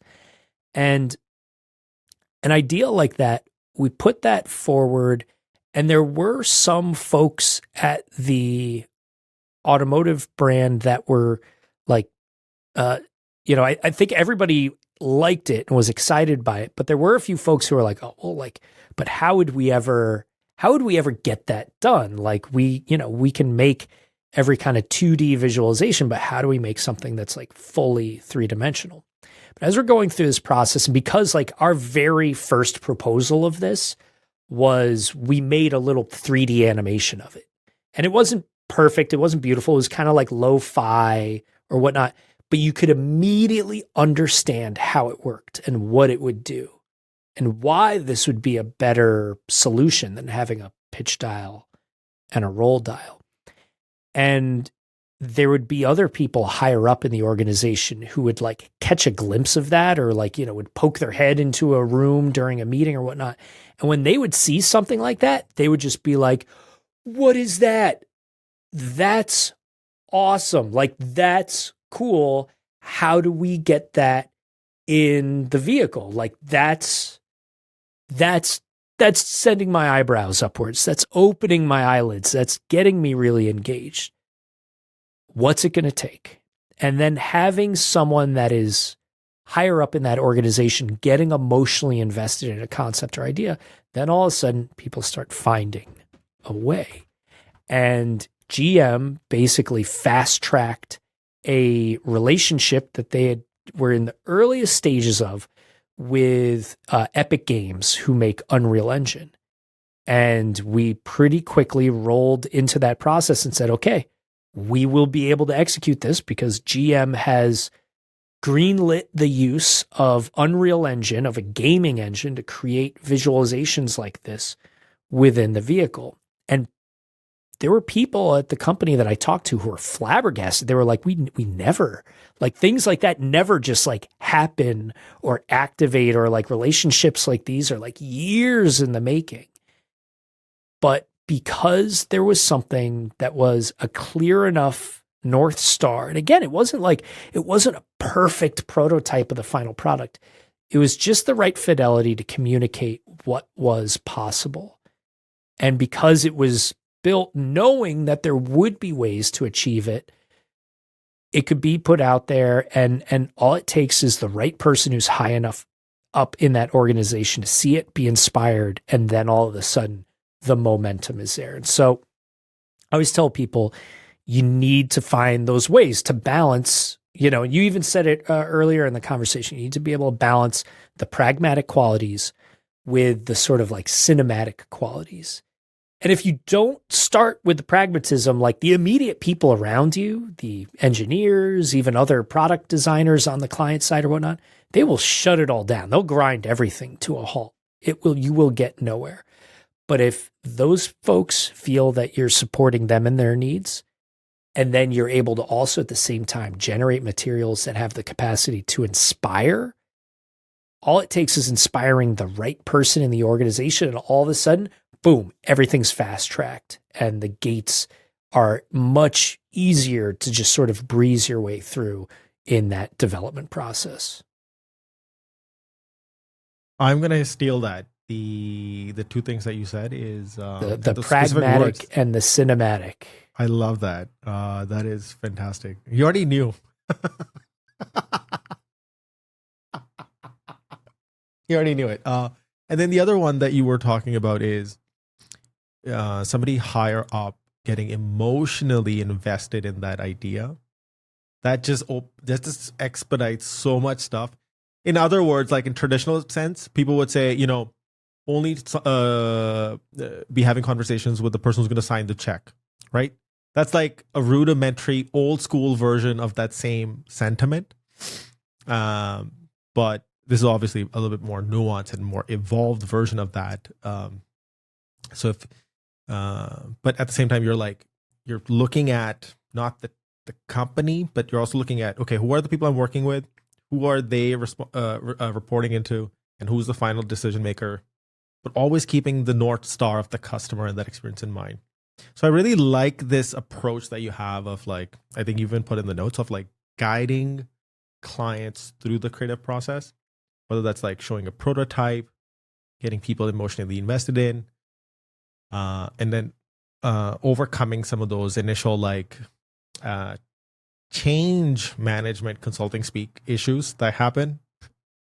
Brilliant. That was that's actually a really good example. I'm by the way, did you ever get a chance to drive? I have not actually driven a Hummer EV. I've even sat in one like while it was on the assembly line in Detroit. But I have not had a chance to properly drive one. And I'm really eager to do so because it's got one of the crazy features that we had helped with the branding on and just helping to make sure people could understand how it worked and functioned was there's this feature where the vehicle, all four wheels will turn in the same direction. The vehicle can like almost like strafe diagonally. And I would love to see what it feels like to drive that. And there are other vehicles that I have worked on that I've been unable to drive because the vehicle is like so expensive or so exotic that they can't afford to like let anyone try driving it. But there's also other vehicles that I don't think I can say which one. But there is a vehicle prototype that I was able to do some lapping on at a brand's own personal test track that they have. And in going through the lapping process, I couldn't help but get a little bit just into like, you know, channeling my father's racing instruction and getting into racetrack mode. And I started having a little too much fun with it. And I basically like cooked the brakes or set the brakes on fire on the car. And it was funny because it was a prototype and it had all this like exposed wiring and crazy stuff in the vehicle. And so people had thought that like maybe the crazy experimental tech that was in the car was like shorting out or, you know, melting or something like that. And everybody started panicking. And I was just like, no, it's just me. Sorry. It's just the brakes. It's the brake pads. That's what that smell is. Don't worry. It'll be fine. I don't know why I'm getting like this Ford versus Ferrari. You know, with the I'm sure you've seen the movie. Oh, I'm getting a little bit of those vibes right now. But you know, so one thing about this sort of automotive space is like the ability to talk shop, talk like engine, exhaust notes. You know, when you get like really into the weeds and nerdy stuff of it. So I was curious, you know, with the past that, you know, growing up with your dad, who's, you know, clearly, you know, racing instructor. Was he always, by the way, a racing instructor, or was he something else before? No, it's not his profession by trade. It was effectively a hobby for him. But something that, especially after he retired, he really thrust himself even further into.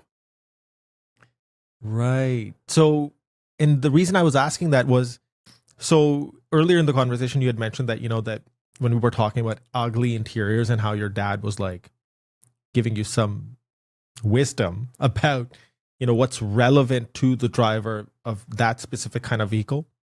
So I wonder any lessons or things that you learned from your dad that you still end up using while working on some of the stuff that you're doing now?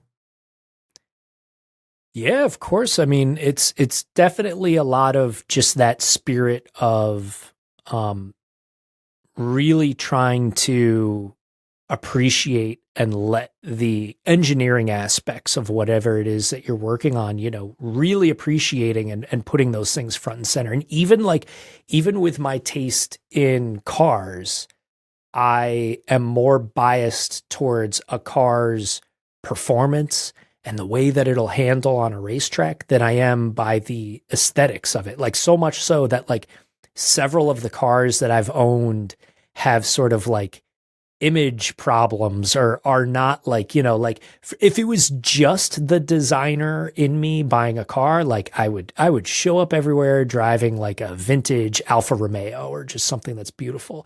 But when I spent my hard-earned money on a car, like when I was just getting started in my career, the first car I had ever bought was a Miata that was all tricked out for racing and was amazing, but it's a car that like nobody thinks is cool. Nobody thinks it's an interesting car. And like people would actually like shout horrible, offensive things at me while like driving around in the car and whatnot. But I loved it because I was just like, this is a car that like when I show up on a racetrack, nobody else knows it's got a supercharger on it. And I end up whooping up on everybody on the racetrack. And it was just so easy to drive fast. After that, I had a Mitsubishi Evo, which was like made me, I loved that car. It was so fast and handled so well. But if you didn't know anything about cars and you saw this car, you would just think like, oh, okay, this guy's a weed dealing pizza delivery boy. Like that's the energy. That's the vibe that the car exudes. It has a huge wing on the back of it. It otherwise like looks like a kind of like cheap and tacky car that's just been really tricked out. But I loved it so much. It was so much fun to drive. And the car people that knew about it, like they would see it and they would be like, oh, you've got the real hardcore setup and you know what's going on. But I would be, at times maybe a little embarrassed showing up to the elementary school to pick up my kids and see like the other parents being like, oh, he seems like a nice guy, but is he like does he work at the vape store? Like, what's going on? What's up with that?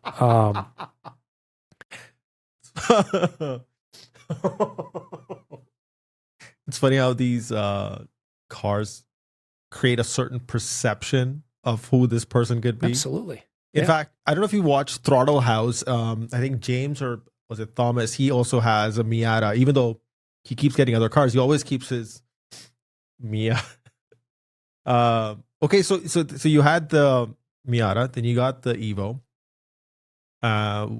Is that so what you drive, or do you have something else now? What I've got in the garage right now is another sort of like simple car that's just tailored towards like it's just the most fun thing to drive. I've got one of the new Subaru BRZs. So it's this like super lightweight, tiny engine. Like it's technically kind of slow, but you can drive that thing faster through a corner like effortlessly than almost any other performance car. Like on a racetrack in the corners, it will chase down a Porsche 911. On the straightaway, the Porsche will just disappear onto the horizon and I'll be stuck, fiddling around. But with cornering and handling, it's just so much fun to drive. And it lets you like drive it really hard without feeling like you're on the verge of like committing a felony. It's a wonderful, super delightful car to drive. The aesthetics of it, it's fine. It's it's kind of a nice looking car, but like all of my reverence for it comes from what you're able to do when you're ringing it out. I wonder if you've done any like engine tuning, ECU, TCU kind of stuff. Not on that one. On all my previous cars, I've done a little bit of work on them. And I love that stuff. Like it's easy to kind of go down a rabbit hole, but I've also, as I've matured, I've come to realize that it's also really easy to screw up a car when you're tuning it or tricking it out or whatnot. And so at the moment, like, I do wish my little BRZ had some more power and I could see someday throwing some boost at it or something like that. But otherwise, I'm just sort of like, what? I don't want to mess with perfection on this thing. And it's like, it's the newest car that I've ever owned. Like it's the only car that I've ever bought brand new from the dealership. And so I'm like, it's got CarPlay. The seats are heated. Like to other people, this is a very, very basic car, but I'm like, no, this thing's like, when you drive on the highway, things don't rattle and, you don't hear like wind whistling through a weird gap in the bodywork somewhere. Like, I'm just like, this thing's it's smooth, it's well put together, and it does everything that I want it to do. So I'm almost easy to please in that regard. I totally hear you. I just have one little tiny bit left, and then we'll get back into the actual conversation we were having about design and stuff. But growing up, I had like the first car I had was like a Suzuki, like a small hatchback car, kind of very, very small. Zen, I don't even think you get it in North America. And then in that one, I tricked out everything. I did like everything I could possibly imagine, like tints, big woofers, amplifier, like everything you could imagine, right? Do you know that movie Ali G, or that character Ali G? Yeah. His car, like that was my face that back then. But now I'm like a little bit more like, even the car that I have now, I bought it secondhand. I got a really good secondhand car, the TTS. I was like, I don't want a loud exhaust. I just kept the factory exhaust. It's just enough so when I'm in the car, I don't listen to music sometimes.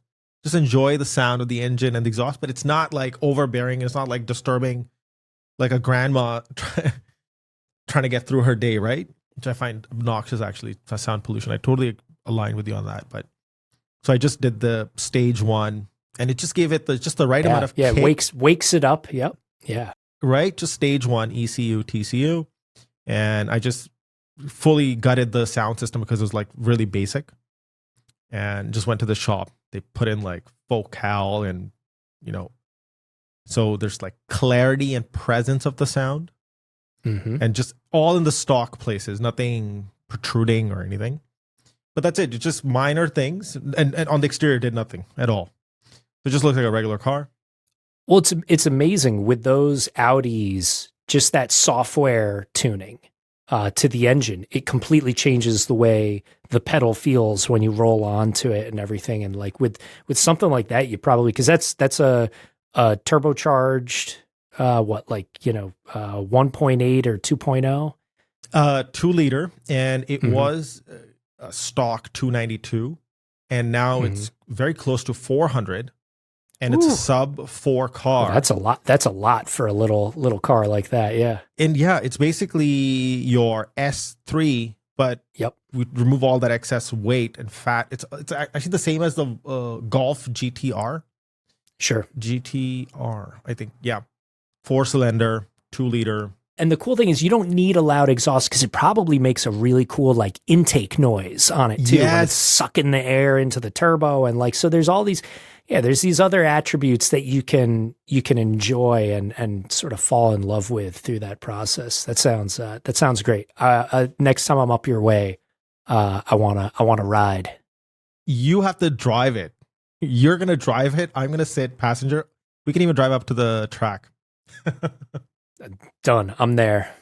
Yeah, I always like tell people like just drive it, because it's like normally people are not used to driving such a small car, and the kick that you get, you're like, oh, and then the control that you feel is just like you're like in a go-kart. You just like when I drive like a Q, like I get like a rental, or like the dealership gives me like a something. I'm like, this feels like I'm like in a tank. Like it just feels so lethargic and slow. Okay, anyways, I'm gonna cut back to our actual conversation, because I could just nerd out on this quite a bit. Okay, so coming back to the role of a designer, I think, we covered a whole bunch of bases. And as we went through some of the conversation, we talked about the role of a designer in terms of like people management and bringing people along, and what and how that has always been sort of like a ribbon or a fabric across, and that's such a critical thing to have. And if I was to use a simple line like pragmatic meet the cinematic, I think that captures that sentiment. And then how when you go from like a let's say an agency to now working within like an automotive space, and you're working with very different kind of stakeholders, and how that role slightly changes, and how it somehow doesn't change at the same time in some aspects. So now what I wanted to do was kind of circle back to 2-3 themes. I think one of them you've already mentioned in the podcast docket as well is, and what we can do is we can start with, so what made you actually do the whole and I mean, for the audience listening, we want to give them fresh context, is what made you do that Porsche instrument gauge cluster redesign? And then for the audience listening, I'm also going to link it in the show notes. And then on YouTube, I'll put it up here in the top, so you can look at it. It's pretty dope. So there was this news that came out, just because I'm a big automotive geek, I'm following all this stuff that's happening. And there was this news that came out that this new initiative, or this new layer of like an advanced layer of CarPlay involvement, which Apple announced, I think, a year and a half ago or so. They came out and they said, okay, CarPlay won't just be in your center console. We want it to take over everything in the car. We want it to take over the instrument cluster and everything. And they, at the very end of December, finally announced, okay, we have two brands that are willing to show how they are incorporating CarPlay into their vehicles. And I'm thinking like, oh, this is exciting. I'm already interested and I'm already on board. And my first thought is like, well, what are the brands that would do this, that would take this, this product? Like the iPhone is like the world's most universal product, right? Like it's for everyone. It's sort of like the most vanilla product in a very artful way, but it's the most like straight down the center. It's not meant to tailor towards a personality. And I was almost shocked to see that the two brands that are incorporating this were Porsche and Aston Martin. Like I was just sort of like blown away. Like I'm thinking like this is perfect for Toyota, Kia, for Ford, for whoever is making, very neutral sort of vehicles. And they revealed just a few images. I don't know. The people have been murmuring and sharing secrets with me along the way about like how these things were sort of put together. But going into it, my assumption was that, okay, well, these are early proof of concept materials that they're sharing just to show people, okay, this is what it looks like when Apple and Porsche collaborate on an instrument cluster together. And I was just excited just to see this. To me, it's just a fascinating thing. And just even trying to think about like, what happens here? Like, because Apple, I have to assume, wants to approve the designs, but that means that they have to approve work being done by Porsche designers, or does Porsche give the whole thing to Apple, or what is that give and take like? They both are going to have divergent needs or wants or requirements. So it's just so curious about this whole thing. And when the news came out, I just posted it up on, I think on Threads, where the community on Threads I've been finding has been growing beautifully recently, while a lot of other platforms I'm feeling the exact opposite. I posted it out there to Threads, and a whole bunch of people immediately, like I just posted like, what's everybody think about the end result of like Porsche and Apple working together? Like that sounds really exciting. That's kind of like a holy grail sort of thing. And, I wanted to almost keep my opinion out of it. And everyone that responded were just like, this sucks. I hate it. It's not as cool as a Porsche. It's not as cool as Apple. It's like, it's this weird, bizarre blend of these two things. And so I thought, all right, well, while this topic is, being actively discussed, I can't help but to just, get my hands on this and play around. And even in doing that, I knew in the moment I wasn't as interested in the design that I was going to create. And I only do so much hands-on design myself for over a decade. I've really, every bit of genius that I'm taking credit for is really due to some amazing collaborations with some incredibly talented and skilled and thoughtful and technically advanced artists that I'm always collaborating with on everything that I do. So I figured, let me just play around. Let me make something.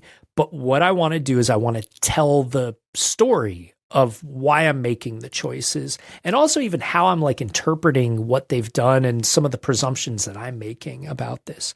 And so for me, it was a really fun exercise to put together a design. And I'm not always excited about the idea of like kind of like speculative design, but I felt that it was a mechanism for me to share a lot of my expertise, my past. I've got some very, very in-depth experience, both, creatively, technically, and culturally in this landscape.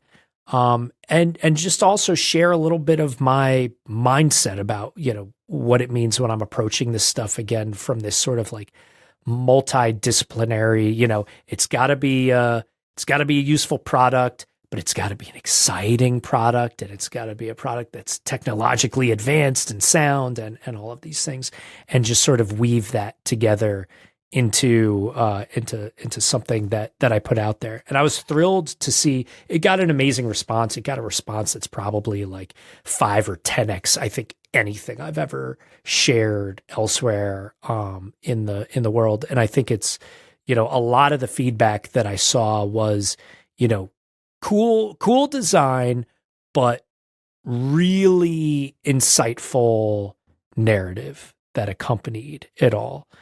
And so, I'm always struggling to figure out how to use the like hot air machine that is social media. But I felt like I found something that worked well or resonated, at least because it was a way of me trying to kind of, pack it or make it as dense with like actual functional information and insight as I could in the process. I think the narrative is why people care, because just design in isolation, if you had just put it out just like that, it would have been like, why should we care? But when you actually, because when I heard it and you're like, there's, because you take people through that journey, you're like, there's all these little icons, all these considerations. And here's how I'm thinking about, like, that just made me care about, oh, this is why he put this here. And at the end, I'm like, I felt so satisfied seeing what you had kind of like at the end. How you kind of brought it together. For me, it was also a little bit of a reaction to something that I've noticed. And this sort of ties into this kind of bigger mission that I'm on that'll become clearer eventually in the coming months. But in the last year and a half, when I saw a lot of designers getting laid off from major tech brands, and everybody's kind of coming back out into the wild after having, quite frankly, like very chill, very comfy, relaxing roles at these massive companies. And then they're thrust out into the world and trying to forage for themselves again. I saw for the first time many people asking me, like, what's up with this automotive space? That seems interesting. That seems fun. And I think also just in general, people are getting more curious. I mean, the whole time that I've worked in automotive, I go to these companies and another thing to add onto the 30 bullet point long list of why does car user experience suck traditionally. When I would go to these companies, so many of the people that were employed there were just like, oh, I like flunked out of Amazon, so I guess I'm working at car company X. And I mean, don't get me wrong, every single one of those companies has like a brilliant mastermind that is towing behind them a bunch of delinquents that are like, just don't care even about that landscape. Or like, oh, I wish I had a job at, Facebook, or I wish I had a job at Netflix. And they didn't see that beauty. But I've been seeing people getting more and more curious in the space. And because the space is its own niche in and of itself, I figure it's also an easy platform just to be able to share valuable insight to anyone in the product design landscape who's like, oh, wow, I never realized that like warning lights are a whole ecosystem within the ecosystem of automotive interface design. Did Porsche reach out to you, or did this conversation is happening because I saw this post, but I'm curious if anything else came out of it for you? At this stage of my career, I put such a emphasis on making sure that I've got time just to meet as many other people in the community at large that I can. And so, when things like this spread around, I'm always happy just to have side conversations, Zoom coffees, a phone call while commuting with anyone. And there's been a lot of conversations that have stemmed from this. But yes, there's also some really, really interesting business opportunities that are directly stemming from this as well. Fantastic. In fact, the previous person that I had on the podcast, Dan Petty, I don't know if you know of him. He's like a... Yeah. Oh, he's amazing. Yeah. Yeah. So I actually flew to Nashville to record that podcast with him. And the reason I mentioned that is, is, he talks quite a bit about, it's, when you're on social, I think that's kind of what you were also echoing earlier in the conversation, is put out the work, focus on putting out the work, the kind of work that you want. So that will attract, he's like, right now, he's like, I have so much work coming my way. I have to say no to so many of it because, he's created like this massive engine, lead generating engine, because he's just constantly putting out work. Instead of he's like wasting your time putting out memes or writing like esoteric advice that nobody gives a fuck about. He's like, and so this is like one thing, if people are listening and other younger designers are also listening, or even a senior person listening, by putting yourself out there with your work, there's so many interesting conversations that can happen. In fact, actually, this could actually segue perfectly into two different topics. Actually, there's sort of like a double stream of track here. But before I go further, is there something you want to add to this or subtract? No, I mean, I think it's just only that, social media falls directly into one of those tricky spots for every creative's insecurities. And I think everybody needs to find ways to plow through it. And for me, the only way I can get over my own, discomfort with social media is just by trying as hard as I possibly can to make sure that there's some sort of value wrapped into whatever it is that I'm sharing or that I'm posting out there. Because otherwise I just feel like I'm, shilling for, NFTs or something like that, Yeah, totally. I mean, you know what? The other thing is, the part where we were just linger on for just a hot second here. When you're actually the narrative that you're doing, so with this post, this example that we're talking about, this Porsche one, you're not trying to sell yourself, but you are demonstrating so much by firstly, you're using like a brand to why should somebody care? You're talking about Porsche and Apple. Two, by the way you describe the whole thing, the narrative, that makes people care about, how do these people who do these kind of things do it?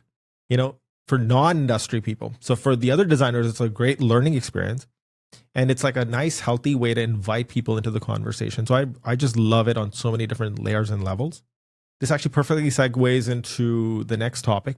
So this Porsche example is, there's this topic that you had written in the doc. It was, designing for the future versus futuristic design, and sort of that, how that overlays with like, dystopian style versus, positive future. So I would love to sort of explore those two topics.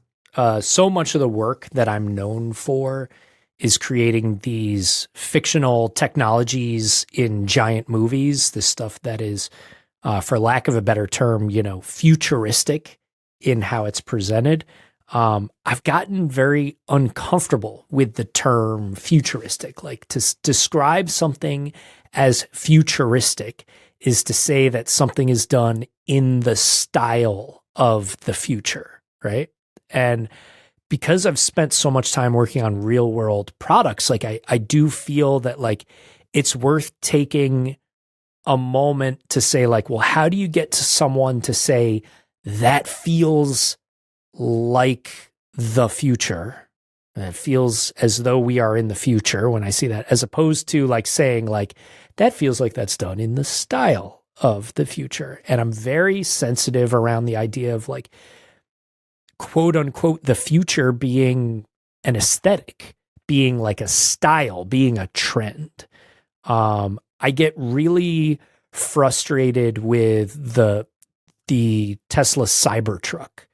The Tesla Cybertruck, I have tremendous reverence for what a disruptive and ambitious vehicle it is. Particularly, a lot of the engineering that's gone into it is very, very ambitious.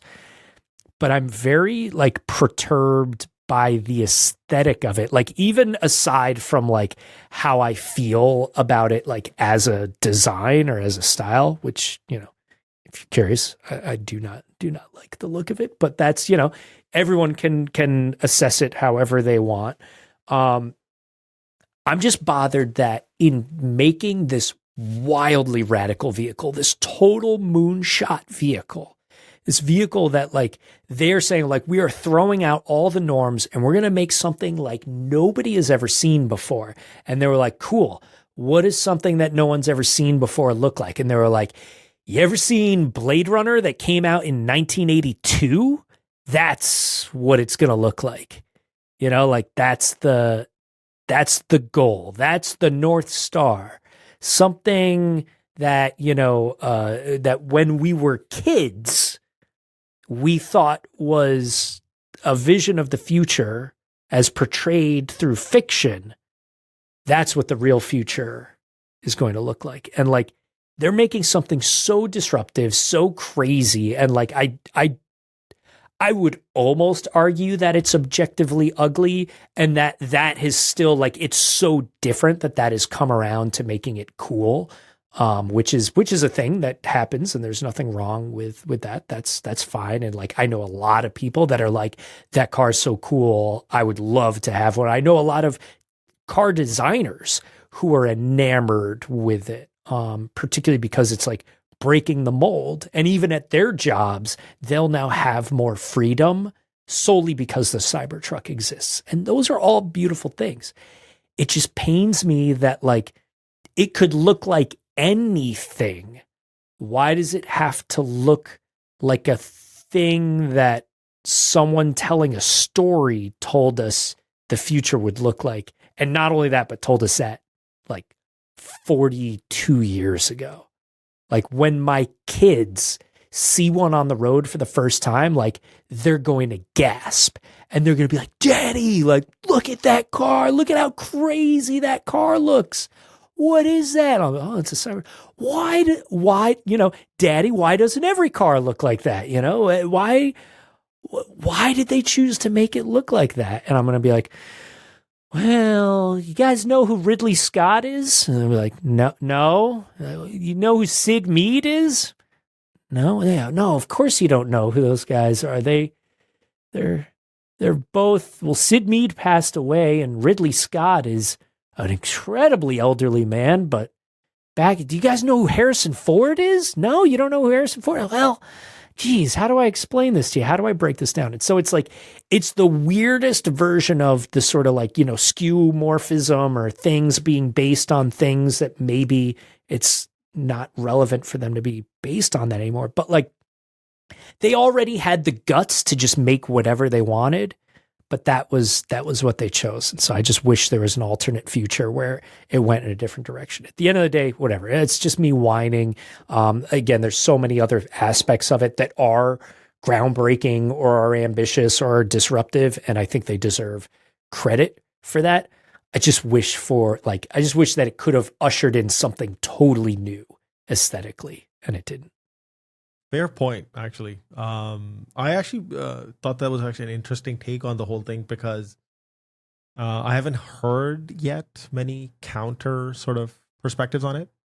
And even how you're thinking about, you know, if you tell somebody like, okay, go to Pinterest and put a mood board together of the future, and literally it's going to be that same vanilla that we're so used to seeing.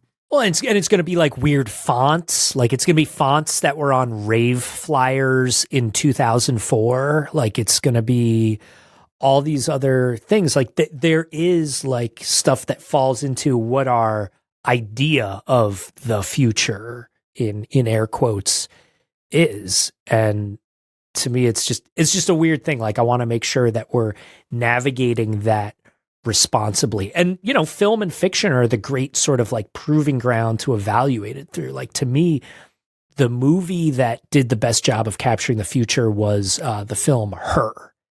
And the thing that always stands out to me about it was, in terms of all the different attributes of it and the production design and everything, the fashion, the outfits that everybody was wearing, they just looked weird. And if you were to show today's fashion choices to someone 15 years ago, they would say that just looks weird. Like, people aren't going to like, and I'm still like navigating, like, it took me so long to come around to like skinny pants. And now we're back to wide legged pants. Like, I don't know how to keep up with that, but like, that's the way these things work. And then you look at every other movie, and like any sci-fi movie made in the 70s, the like futuristic spacesuits have like bell bottoms, like, and it's just like, why are there? So there's all these things that, like, I don't know. I'm just always curious and trying to make sure that we're aware of our own blind spots and we're sensitive to those things that have gravity that maybe improperly sort of like pulls us towards the wrong approach. By the way, have you seen the DeLorean documentary? A lot of people have compared the Cybertruck to DeLorean because of that silver kind of. Any thoughts there? I mean, the DeLorean's also a wild vehicle, ultimately a huge failure for like a whole number of different reasons. And probably isn't as groundbreaking or as disruptive as the Cybertruck, but like, it's still, I remember, again, to take it back to my dad, like we'd be at a car show, anytime there'd be a DeLorean, he would just be like, John, you wouldn't believe this, because it's stainless steel, you could actually cook an egg on the surface of the car. Like, isn't that fascinating? And I'd be like, oh, it's weird looking, interesting. Oh, that's cool. I love it. I'm reminded of a story. So there's this guy, educationist, British guy, Sir Ken Robinson. I don't know if you've ever heard of him. He has like one of really popular TED Talk. And so he's describing a story in his TED Talk. He's like, kids, for example. He's talking what the topic is for the audience, like giving people some context very quickly is, we're naturally born creative, but it's beaten out of us through education, school, and society, blah, blah, blah. That's the context. So he's describing a story. He's like, in class, there's this girl drawing a picture of God. And the teacher comes up to the girl and's like, but honey, nobody knows what God looks like. She's like, they'll know in a minute. And that's like perfectly captures like what the future could look like versus our limited imagination of what based on the past. Anyways, what you're describing, like, this all rolls perfectly into the mission that I'm on, which is that the things that are coming ahead are unknown, and we don't have best practices for them. We don't have templates for success that we can follow. And so you do have to be very confidently imaginative, and you need to have frameworks to make sure that you're not just making your own batshit silly artwork for yourself. You do have to be careful, because there are always going to be impulses to lean on, I'm making an Apple Vision Pro app, where's my rounded rectangles, or there's going to be, I'm trying to create a concept for a futuristic movie. What does every other futuristic movie have? Oh, they have glowing blue holograms. Okay, our movie will have glowing blue holograms too. Like, there's all these impulses and things that come up, but when you can have a certain framework and a confidence to go in and attack these things from a new perspective and use unexpected disciplines to approach these challenges, to me, that's the way that you truly define what the real future will be. You make it. So now that you're sort of on your own, you want to talk a little bit about sort of what your current studio agency, I don't know what you want to talk a little bit about it, like, and what kind of projects you're taking on. And I mean, if somebody listening and they might be interested in, because a lot of my audience is like typically consulting side? What I'm up to right now, and again, I keep referring to this vague mission that I'm on, but effectively, I'm helping out anyone who is struggling to deal with any of the new paradigms or even any of the existing paradigms and trying to create imaginative solutions to take products and experiences to the next level. And that could be anyone from a team within a major brand who are trying to figure out how to unpack their next product, or working with an agency who maybe have a lot of background in maybe visual effects or animation, but don't quite know how to apply that to a technology product landscape or whatnot. Or in many cases, just working directly with these clients and these teams who have a product or an experience that they're trying to elevate to that next level. I do this through a number of different capacities. Sometimes it's just as simple as serving as like a consultant or an advisor, just to give them feedback and help them navigate what they're doing and how they're working. Sometimes I get a little more integrated with those teams to help them develop new dynamics and relationships and competencies within those teams to better approach those things.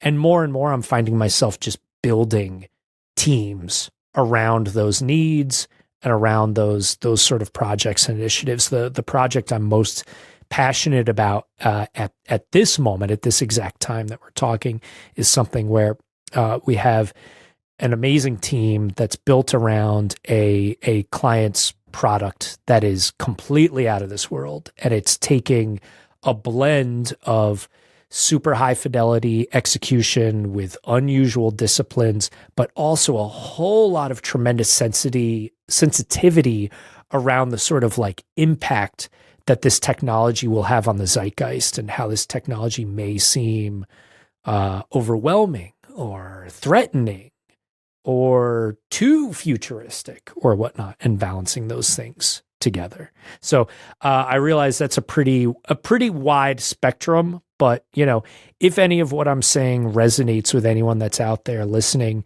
don't hesitate to jump on. And as you can tell by this incredibly long-winded conversation that I'm having with you, I'm always down just to geek out about these spaces and everything that's going on right now in this space, because I do feel that we're heading into a time that's going to be kind of turbulent and disruptive, and that may seem really scary. But the only thing I know for certain about the future is that when we get there, we will look back on this moment in time, this time that Paul, you and I are talking in, and we will undoubtedly look at this time and be like, that was where all the opportunity was. That was before the clay had set on all of these new challenges, all of these new responsibilities. That was where we could control whether we were headed towards utopia or dystopia, or change the dynamic of how the creative industry works as a whole. So I'm really excited that I have these opportunities to work with some amazing clients, some amazing teams, the immediate collaborators that surround me, to be able to take all of this stuff, appreciate the sort of gravity or have reverence for the responsibility that we have as we work together to shape the future. That totally makes sense. I think in terms of thinking proactively and getting ahead versus being reactive and being in the template stage of the journey, right? So I love that. And I think this is kind of, isn't this like the place where you feel the most alive, where it's like just on the edge of like what So I always describe it to people as like, 15 years ago, and working in this space where people from tech brands were coming to me and saying like, hey, help us make our technology feel like the tech we see in the film. Oh, and by the way, we have a patent for like a new interaction method that's unlike anything anyone's ever seen before. Like that stuff would land, and I was always excited, but it would have a little anxiety that came with it of like, oh crap, like I've never done one of these before. And after doing that for like a decade, like every project that I work on now is like, oh, I've never worked on a product like this before because no product like this existed previously, of course. And I'm going to learn so much in the process. And, I have a framework and I have a process and I have a comfort in jumping into these bizarre white spaces and just finding the path. And to me, that's the most exciting journey out of all of them. I mean, of course, we're on our own journey and we all experience life and how it comes and work, life, whatever, differently. And I find that by constantly even putting myself in those kind of situations, I've now sort of built this character or persona or the story, the narrative that I have of myself is that I have the ability to figure it out. So if I'm like, if I'm put in front of a situation which is like totally unique, I'm like, Paul, you have the ability to figure it out and you will figure it out, So there is, of course, all those human emotions of anxiety, like you're like in the, and all those motions that we go through, but it's also kind of underneath that umbrella of like, yeah, you'll figure it out. That's it. This has been a fantastic conversation, which led from a post on X about a Porsche redesign. Again, for the people listening, it's going to be linked over this YouTube video. If you're watching it on YouTube and in the different podcast apps, you'll have all the links and notes in the description. So this is so now moving into one thing that I like to do with all my guests is they pick a number between 1 and 3001, and the book is called 3001 Questions All About Me. And over to you, John. All right, give me 999. Good choice. Let's see. I've never had that before, so good. I wonder out of these 3001 if somebody said the same number. That would be statistically very weird. But okay, let's see. 999. Oh, this is a good one. If I had the money, what would I fund indefinitely? Oh boy. I mean, there's, the like important and boring answer is like, at least because I'm in the United States, is going to be like, oh, healthcare, like let's just make that a thing that isn't a constant panic for everybody. But I feel like I need to accompany that with something that's like the exact like inverse of that, or something that just has more pure whimsy to it. I'm really fascinated with, there's a thing that actually, bring it back to Porsche, that they've been particularly invested in. I think it's through maybe mobile. They're playing with this concept of synthetic fuel so that you can have a fuel alternative that will work in any existing internal combustion engine, but have zero emissions. And my understanding is it's like right now, the way they've got it, it's like, $2,000 a gallon or something like that, and whatnot. But I like the idea of having something like that so that any old car could continue driving on into the future in a way that's like sustainable, and you could have a car that is, making a noise and doing those sort of things, but know that it's not like illegally contributing toxins, into the environment when they're all eventually banned or outlawed or something to that effect. That's my whimsical, just a flight of fancy take on it. Okay. Love it. I'll summarize a little bit, but in the meantime, you can think about what's the final thing you want to leave the audience with. 1, 2, where can people find you? And while you do that, I'm going to just quickly summarize some of the highlights of what I took away from this. So one is, from a design career perspective, and as a professional designer, what's the role that a designer plays? And It's not just about creating beautiful graphics, but it's also about bringing people along, how to do that in a more methodical, thoughtful way, how to get buy-in, how to get people emotionally invested, how to think about different and how to be truly empathetic to not only the end customer, but the person that you're working with. And you're not doing it to them, you're doing it with them, and you're working side by side, not so you don't have to defend the work if you do a great job at storytelling. And then the a little bit controversial, but the Cybertruck, thinking future versus futuristic, and what's that? What does it truly mean to think into the future? And I think my favorite part of the whole episode would be pragmatic versus cinematic, which really captures a lot of different ideas underneath that as an umbrella term, which I'm definitely going to be stealing and using quite a bit. I'll definitely plug you in, though. Stole it from John. And so over to you, John. Any final words and where people can find you?